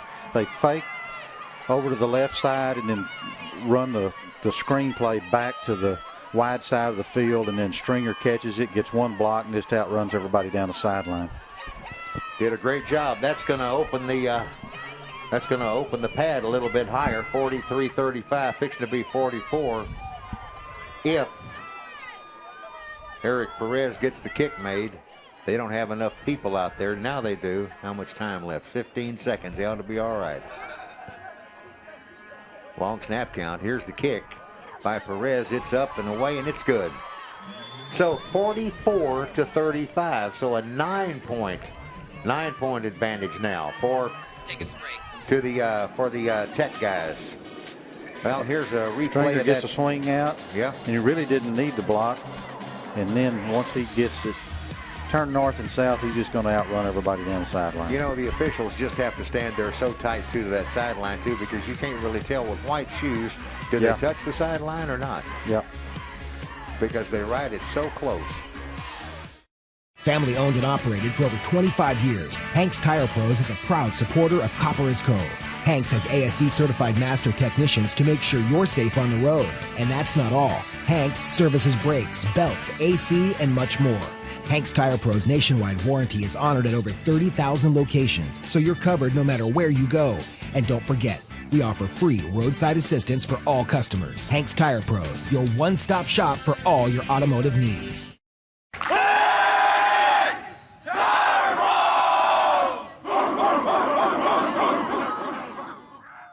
I knew that Arkansas Tech would help me stand out from the crowd. But I didn't know I'd be standing out in front of the crowd. I knew I wanted to be a part of Greek life. But I didn't know Tech would change my life. I knew Tech would help me become a leader. But I didn't know Tech would lead me to graduate school. I knew my art professors had years of experience, but I didn't know that I would get real-world experience before graduation. It's easy to see why more than 12,000 students choose Tech. Come take a tour of campus and discover what else you don't know about Tech. Eastern New Mexico University is known as the pride of the land of enchantment. USA Today named ENMU among the 5 best bargains in the nation. With 75 majors, we offer online and on-campus courses in the most popular majors. You'll enjoy a great social life with students from around the world, and we also offer generous scholarships and financial aid. Become a part of our family by visiting enmu.edu. ENMU and Student Success. Kevin Jones getting set to kick it away here after the Tech Wonder Boys have scored another touchdown, 44-35, 9-point lead for them. They're fixing to give the ball back to the Eastern New Mexico University Greyhounds. And the kickoff is fielded at about the 6-yard line by DeMarjorick Tucker. So now, first down coming up for the Greyhounds at their own 26 or thereabouts. Good play there, Joe, on the return by Trayvon Gooden, closing it down. Looked like they had something going, and he comes in right here. You'll see him come in and make a really good tackle. Mm-hmm. This game's been full of great plays. It really has been. You know, and Joe, after spending time with them at the banquet, I expected this to be a good, clean, hard-fought football game. Mm-hmm. You know, you just got both great coaching staffs, great kids, and I got the sense that they were both ready to play. Well, carrying the mail that time was Cameron Michael, and you can tell how well drilled Eastern New Mexico is because, you know, it's just look perfection, yeah. But the other part of the perfection is the defense. And the tackling like that. Yeah. Number 16 on that one, Dennis Robertson. Well, I think it was at 46, Andrew Craig, sophomore out of Corinth, Texas. And back to pass. No fakes or nothing this time. Big play defensively. Number 21 for the Wonder Boys, Devarius Rice. And number 84 going down on the pattern, Adrian Horton. This is a well-thrown ball, but Rice just makes a phenomenal play there to come in, timed it perfectly, and knocked the ball away. You got to get there and get to the football before they have time to tuck it away, and that's exactly what he did.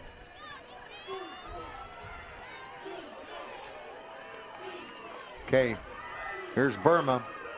Oh, man, what a hit and what a play. You're right, it was number 46 again. 2 plays in a row for Andrew Craig. That pass right there intended for number 5, Cameron Michael, but Yeah, he comes in here, times this perfectly, attacks his arms and hits him at the same time. A great play there by Andrew Craig. Punt returner going back for Arkansas Tech is Brayton Stringer, standing at his own 35-yard line. Timothy Callion. Oh, what a tight spiral kick. And it's a fair catch call for at the 40-yard line there by Braden Stringer. Going to set the Wonder Boys up with good field position here, Joe, with 11 minutes, 36 seconds, 9-point lead. I would expect them to come out and try to establish the ground game right here and try to run some clock. That's fine. That work with you? That works with me. But by the same token, I always like to see the long passes. I'm like, I'm one of those dinosaurs. I believe in all the old adages that offense sells tickets, but defense wins football games. Yep. Or basketball or whatever else you're playing. A good defense is something that's oh so valuable. And there's going to be a handoff. Sprint left, Brian Allen. Allen they can't get him down. Finally, a big smash by Dakota Montoya, number 99 of the Greyhounds. Good blocking, good run here by Allen. Also a good hustle play from Montoya. He's coming from the defensive line, 10, 12 yards downfield to make that play. And the Wonder Boys are starting to move them around up front. Brian Allen carries the football on that one right there and clears it to the 40-yard line. 2nd down and 4. Arsenio gives it to Allen once again. Favor to Brian, and there you go. It'll be third and short down here. Yep, 3rd and short. 3rd and short. We're going to bring in take some of the little guys out and put some of the big guys in, Joe. Okay. Going to bring in 2 tight ends and another offensive lineman. Poor old center judge, he has to jump back in, jump back out, jump back in, jump back out. He's going to jump back in again. He's going to stop play until they can make their adjustments defensively. Snap, quarterback sneak, keeper, right side. First down and a flag. You're going to get a hold right there, I think, Joe. Right there on the edge. Could well be. Yep, that's what the preliminary indication is. That'll set the Wonder Boys back 10 yards. Excuse me.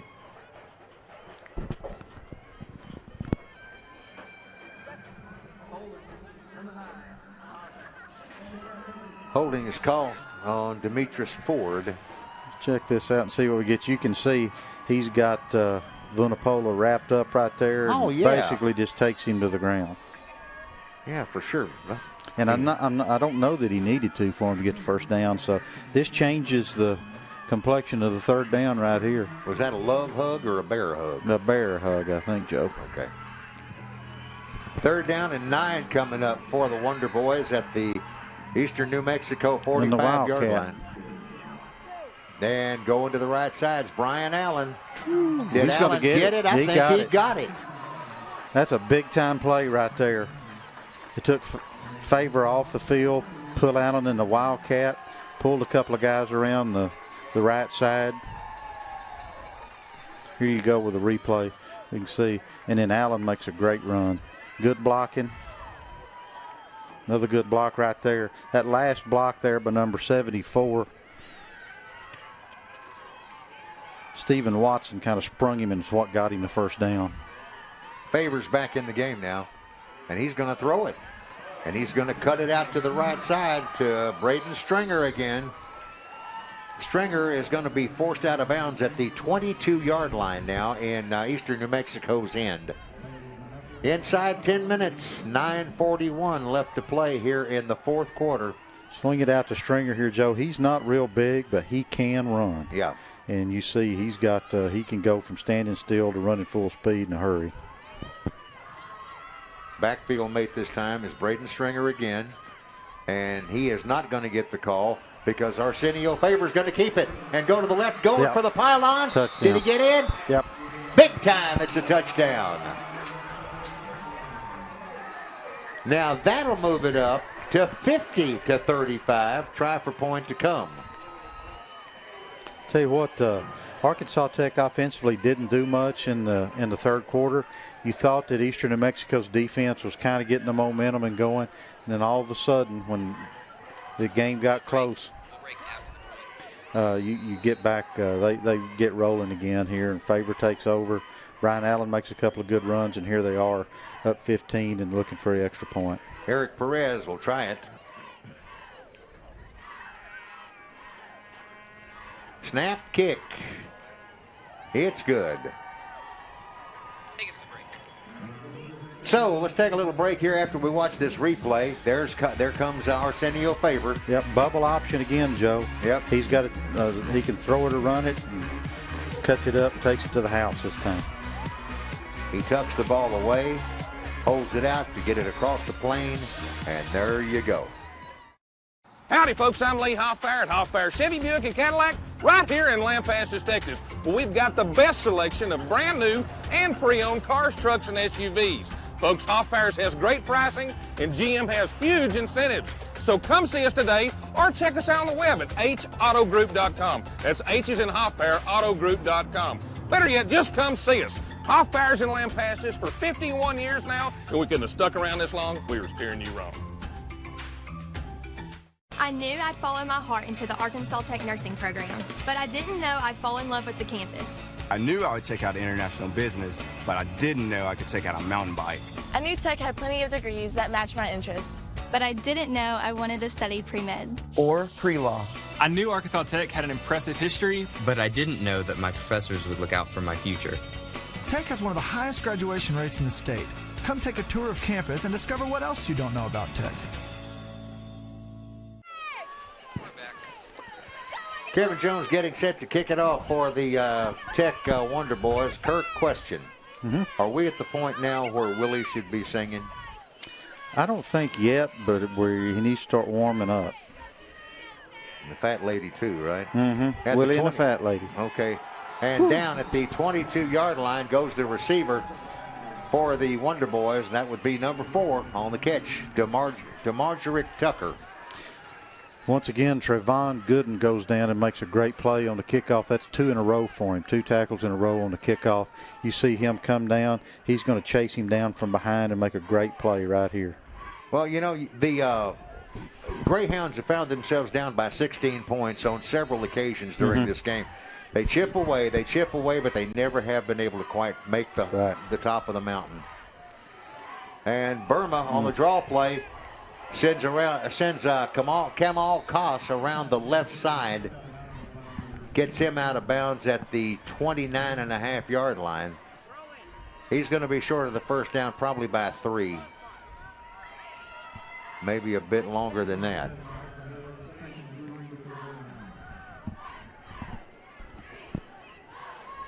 Burma steps under center, has Koss behind him, and Burma's going to have to keep it because they didn't mesh the handoff, and he is stopped right at the 30-yard line.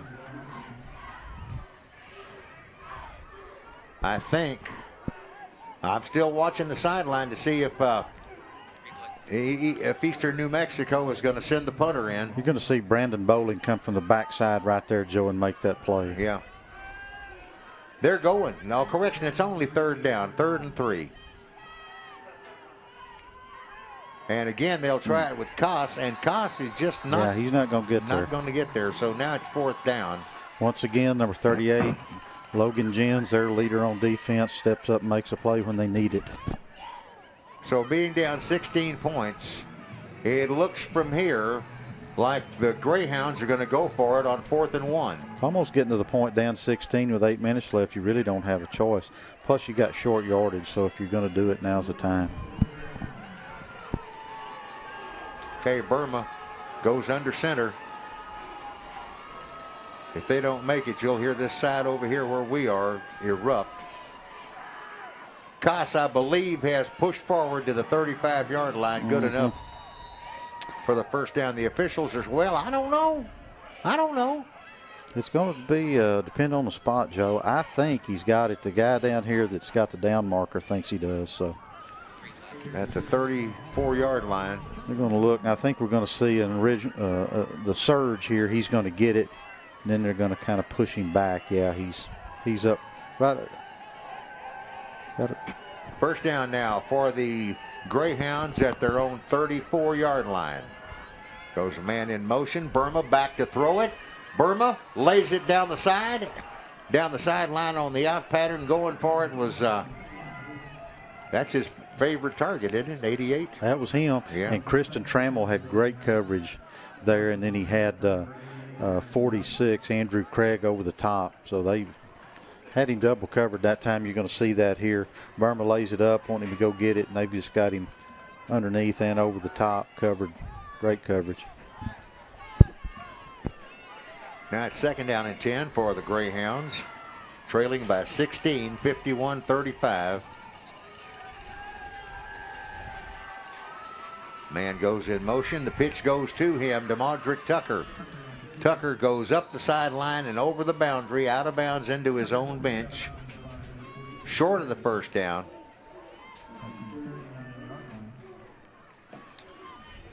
Now they're going to spot the football. There it comes in at the 39. Andrew Craig up again from his safety position to knock him out of bounds. Third down and 5 now. Greyhounds wagging their tails, wanting to get some more here. Tucker comes in motion. Burma keeps the ball, goes to the 45. He's going to have it, Joe. Yeah. Yeah, the officials have already stopped the clock to move the chains. Yep. That's probably Burma's best carry of the game. 6:45 to play in regulation time, folks. Again, Tucker goes in motion. Burma back to throw. Pressure. But he's got a man downfield and he cannot get to the football. It'll be incomplete. Once again, Aaron Johnson, the guy that Trammell and Craig once again have him doubled. See here him running down the middle. And a little bit better throw might have got there, but pretty good coverage. Second and 10. Burma backs out to look over to the sideline and see if Coach Josh Lynn wants him to change anything. And now a timeout's being called by somebody. Nor is that a penalty? Yeah, we got a delay. So that will cost the Greyhounds 5 yards. Second down and 15 coming up. The officials have marked off the yardage back to the 39-yard line.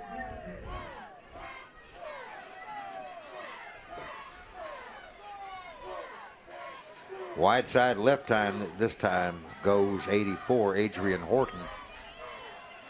Got a wide receiver right, too. You don't see that much out of these guys. And a catch is made by Horton. Yeah. Adrian Horton still on his feet to the 38-yard line in Tech territory. So that'll be a big-time first down. It's a great throw and catch right there, Joe. In traffic, Burma puts it right on the money. See it here. Can't throw it any better than that, and he makes a good catch with his hands out in front of him. Tucks it up, gets the first down. Horton splits out wide right this time. First and 10 coming. Burma lays it outside on the left flat. Actually, the little down and out pattern to Johnson, 88. And that'll be a pickup of 8 yards. Second and 2 coming up. 5:30 left to play in regulation. Time's getting short. But there's a big hitter and a big gainer for number 1, Kamal Cass. Oh. Now Arkansas Tech's come up indicating they've got the ball. I think he was down. They're going to call him down, I think. Well, the officials are talking about it right now. Yes, they are. Yeah.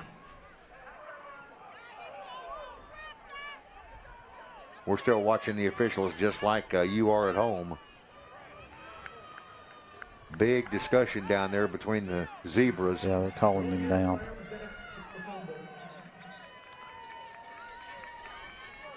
Okay, so now they're going to have to set the ball and the chains. Ball's at the 14-yard line. And Cass again is the ball carrier. Doesn't get much, maybe to the 11. 5 minutes to play in the fourth quarter in regulation time. But Kirk, at times like this, I'm always reminded of what the late, great Yogi Berra, one of my favorite major leaguers, ever said. It ain't over till it's over. Nope. And there's a lob at the out pattern into the end zone. It is incomplete. Trying to go to Aaron Johnson, and two guys back there with him to stop him from making the play.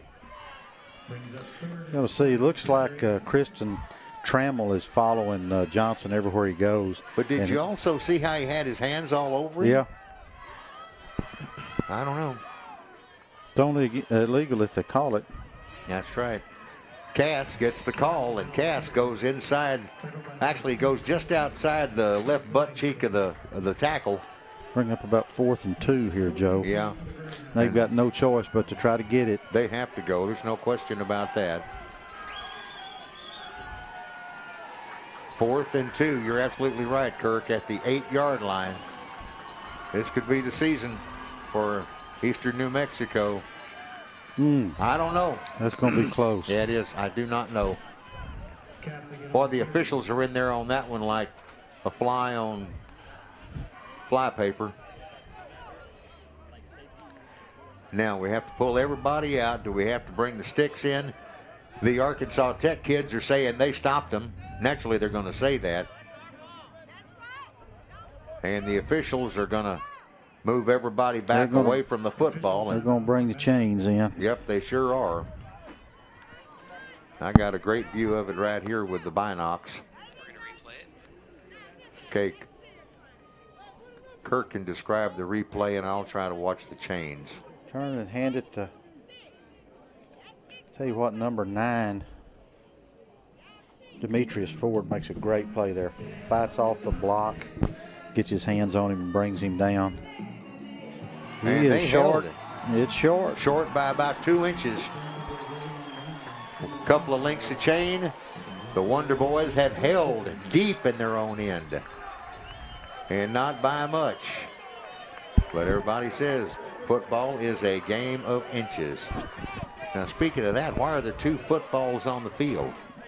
I guess they're going to, yeah, they'll put one in now for Arkansas Tech and take the footballs out of the game for the ones that the folks have been using from Eastern New Mexico.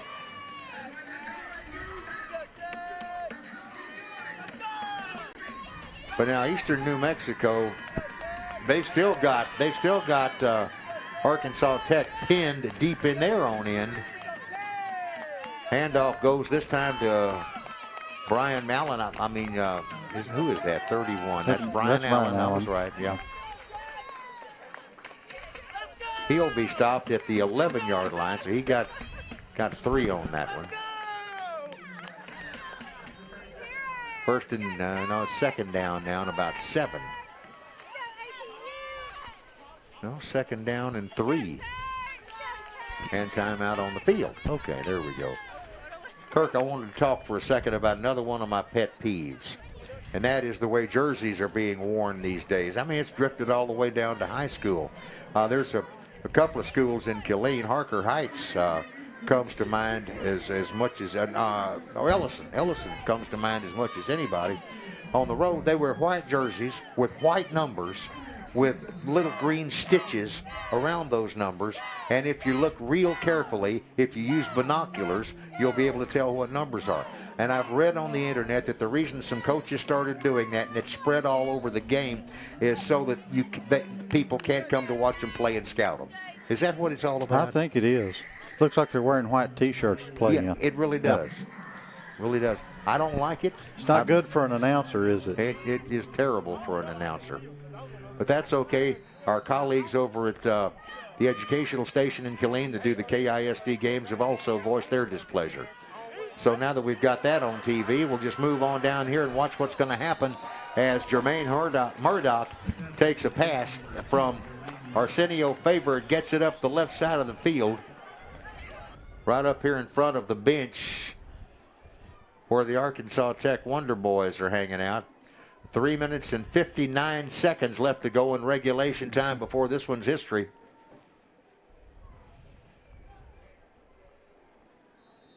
Clock is rolling. 3:50 left to play in the fourth quarter. Split wide left this time is J.V. Davis. And we haven't called his number tonight. You think his older brother's named Varsity Davis? I don't know. J.V. Varsity. That's good, Craig. I mean, Kirk. So we're going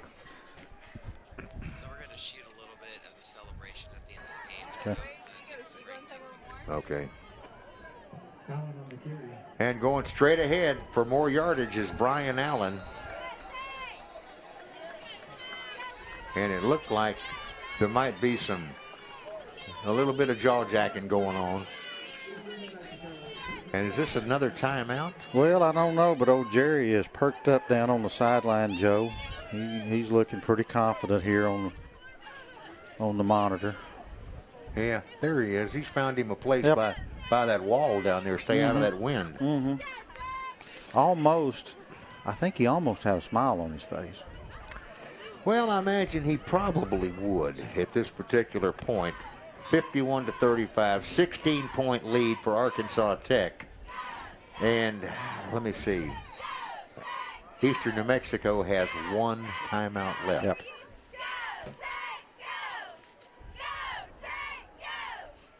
Okay, the team's coming back out.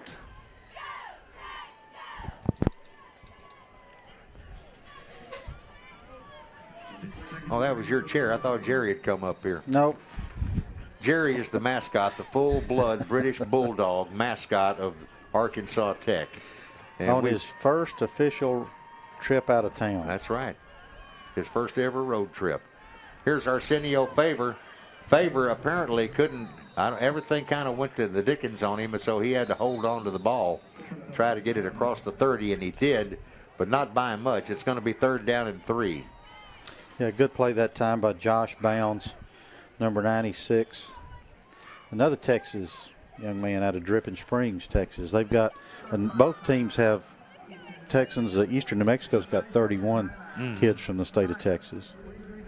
Well, I think somewhere it was said, I think it was said last night at the banquet that, the population density of the state of New Mexico, there's just not that many players. Right. And there's 3 state schools out there, right? There's Eastern New Mexico, University of New Mexico State, and I don't know if there's any others, but there's New Mexico Military Institute. Yeah, where Coach Lynn was before he came back. Of course, he was a player at Eastern New Mexico back in the late 90s from Eunice, New Mexico, where he graduated from high school.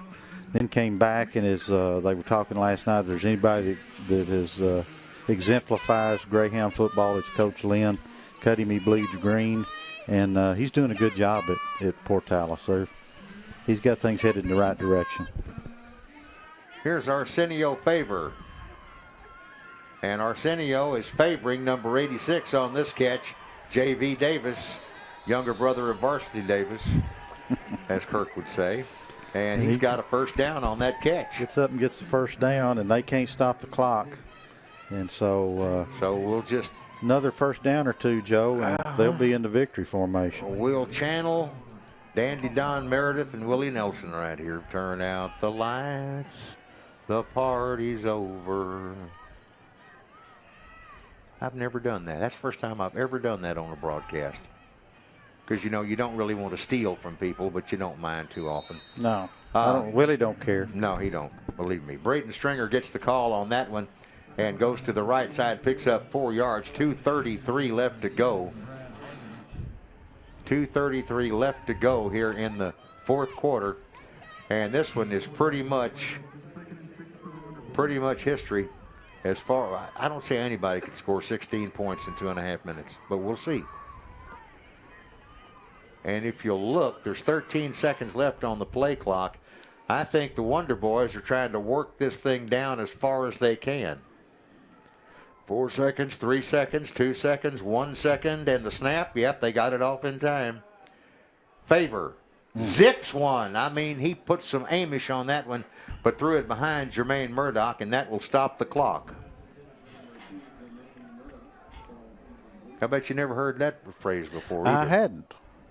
That comes from my dear sainted mother, Joanne Lombardi. Whenever she said, you know, if you're trying to screw a pipe in or trying to do something like that that takes strength, she'd say, put some more Amish in it. You know, because the Amish people are notoriously hard workers. Mm-hmm.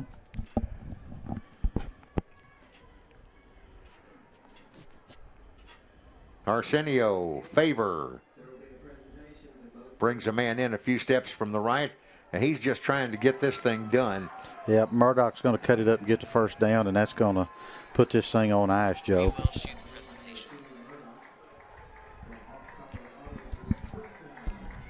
They'll move the chains up to the 48-yard line where the Arkansas Tech Wonder Boys will continue playing. They've got a first down, 1:40 left to go in the fourth quarter, and this game is basically history. Yeah, they're going to snap it and take the trophy and go back to Russellville with a bowl championship. And Dr. Bowen, their president, that gal sitting right there that I interviewed at halftime, said they'd have a big party before Christmas. I bet they do. And I bet old Jerry's going to be front and center. Yeah, he most likely will. There's a delay call against the Wonder Boys of Arkansas Tech. It's academic at this point. 86 does need to get on side, though. There he is. I think J.V. Davis, well, he's a sophomore. I thought he might be a senior, just getting a few minutes in on his last game. But they will not. Now they're going to the victory play. And going to his knee will be number 10, Arsenio Favor. At the end of this game, we'll be showing you and watching some of the victory celebration. Of course, these folks here at Arkansas Tech, they have never, well, now let me check my notes just a second here. Arkansas Tech, this is their 10th postseason game in 101 years, though. Last postseason win in 1959's Rice Bowl in Stuttgart, Arkansas. Did you call that one, Joe? No, I wasn't there. I was only 12 years old. I was playing Little League Baseball then. 38 seconds. Okay, this is going to do it. This will be the last play. And going to a knee again is Arsenio Favor. If Coach Monica. Oh, they got him. Well, they got one of the assistants, and they're after Coach Monica. I started to say he needs to put him on a raincoat if he's got one. Boy, they are giving him the devil. Yeah. And the officials are calling it a night. They're going to the house with 20 seconds left on the clock. So this was a quality football game. Both teams fought hard, and, you know, Arkansas State made the plays when they had to have them. But, you know, the Eastern New Mexico, you know, I think you can say that you look at the Arkansas Tech's a victor, but both these teams are winners. Yeah, I think you're right. I really do think they you're had right. chances early in the game where they could have shut it down, and they kept fighting, and great game. Of course, I think, you know, if you give Coach Lynn, Jeff Lynn, enough time to get his program installed the way he wants it, and usually it takes 5 years. People talk about wanting to get rid of Charlie Strong at UT. People talk about wanting to get rid of somebody, the LSU coach, Les Miles, because he lost 3 times. I mean, come on, people. You know, you've got to give. A coach doesn't have the same level of talent every year that he has, you know. So, oh, boy. Yeah. But, of course, again, like I said earlier today, this whole thing is based like the NASCAR tenet of win now. Right. If you don't win, you know, baloney. I don't agree with that. I think if you got a good coach, you need to hold on to him. Yeah, and I tell you what, both of these programs have that. Coach Monica and Coach Lynn are top quality people. They're the kind of people you want leading your kids, and I know both of these universities are proud to have both of these guys. Okay, I know on the field right now we've got Vance McAnally, our bowl director, and some other coaches from Copperas Cove that have the hardware they're fixing to hand out. Right. All right, we'll be right back and check those trophy presentations out shortly, folks. Don't go away. We shall return shortly.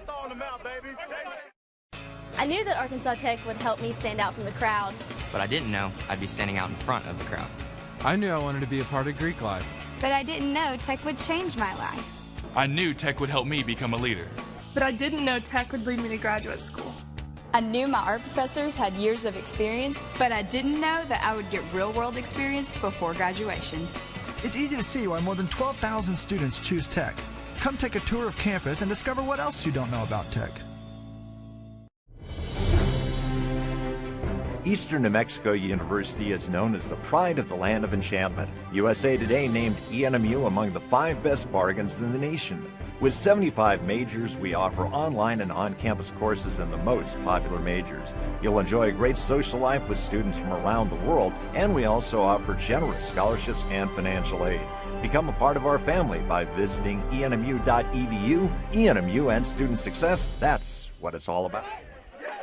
Welcome back to Bulldog Stadium in Copperas Cove. Vance McNally, the bowl chairman and bowl director, has given the second-place runner-up trophy to the gang from Eastern New Mexico University. Now he's coming over this way with the championship trophy from the 2015 Hoff Power Auto Group Heart of Texas Bowl.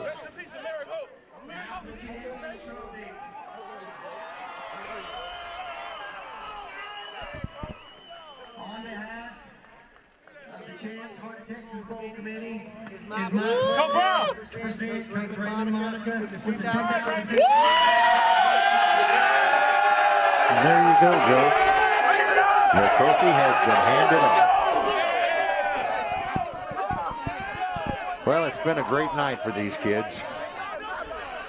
And Kirk, of course, the thing about it is most of them that are seniors have just played their last football game. Right. Some of them may go on to the pro levels. I mean, you never know, because a lot of great players have been found. Like, speaking of Arkansas, hang on.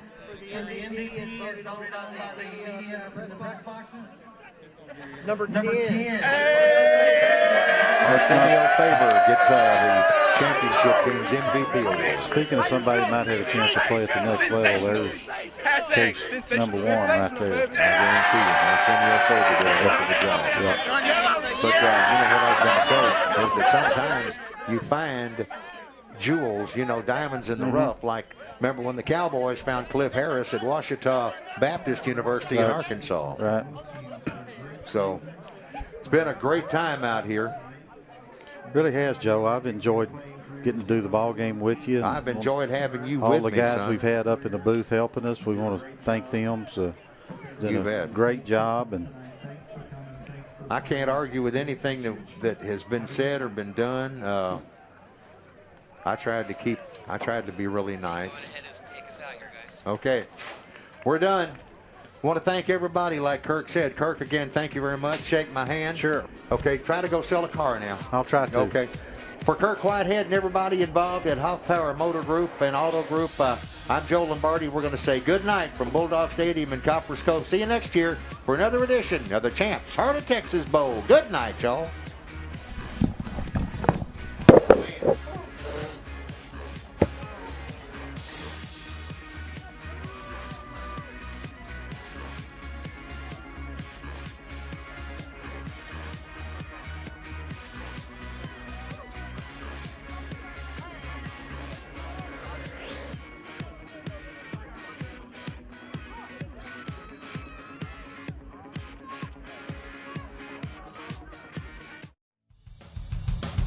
Champs, Communities Helping Americans Mature, Progress, and Succeed is an organization devoted to our school children. Through concerts and assembly programs, the Champs message of anti-bullying and living a drug and alcohol-free lifestyle gets out to our students from grades 4 through 12. Contact Champs at 254-394-1146 and be a part of the team. I knew that Arkansas Tech would help me stand out from the crowd. But I didn't know I'd be standing out in front of the crowd. I knew I wanted to be a part of Greek life. But I didn't know tech would change my life. I knew tech would help me become a leader. But I didn't know tech would lead me to graduate school. I knew my art professors had years of experience, but I didn't know that I would get real-world experience before graduation. It's easy to see why more than 12,000 students choose tech. Come take a tour of campus and discover what else you don't know about tech. Eastern New Mexico University is known as the pride of the land of enchantment. USA Today named ENMU among the 5 best bargains in the nation. With 75 majors, we offer online and on-campus courses in the most popular majors. You'll enjoy a great social life with students from around the world, and we also offer generous scholarships and financial aid. Become a part of our family by visiting enmu.edu. ENMU and student success, that's what it's all about.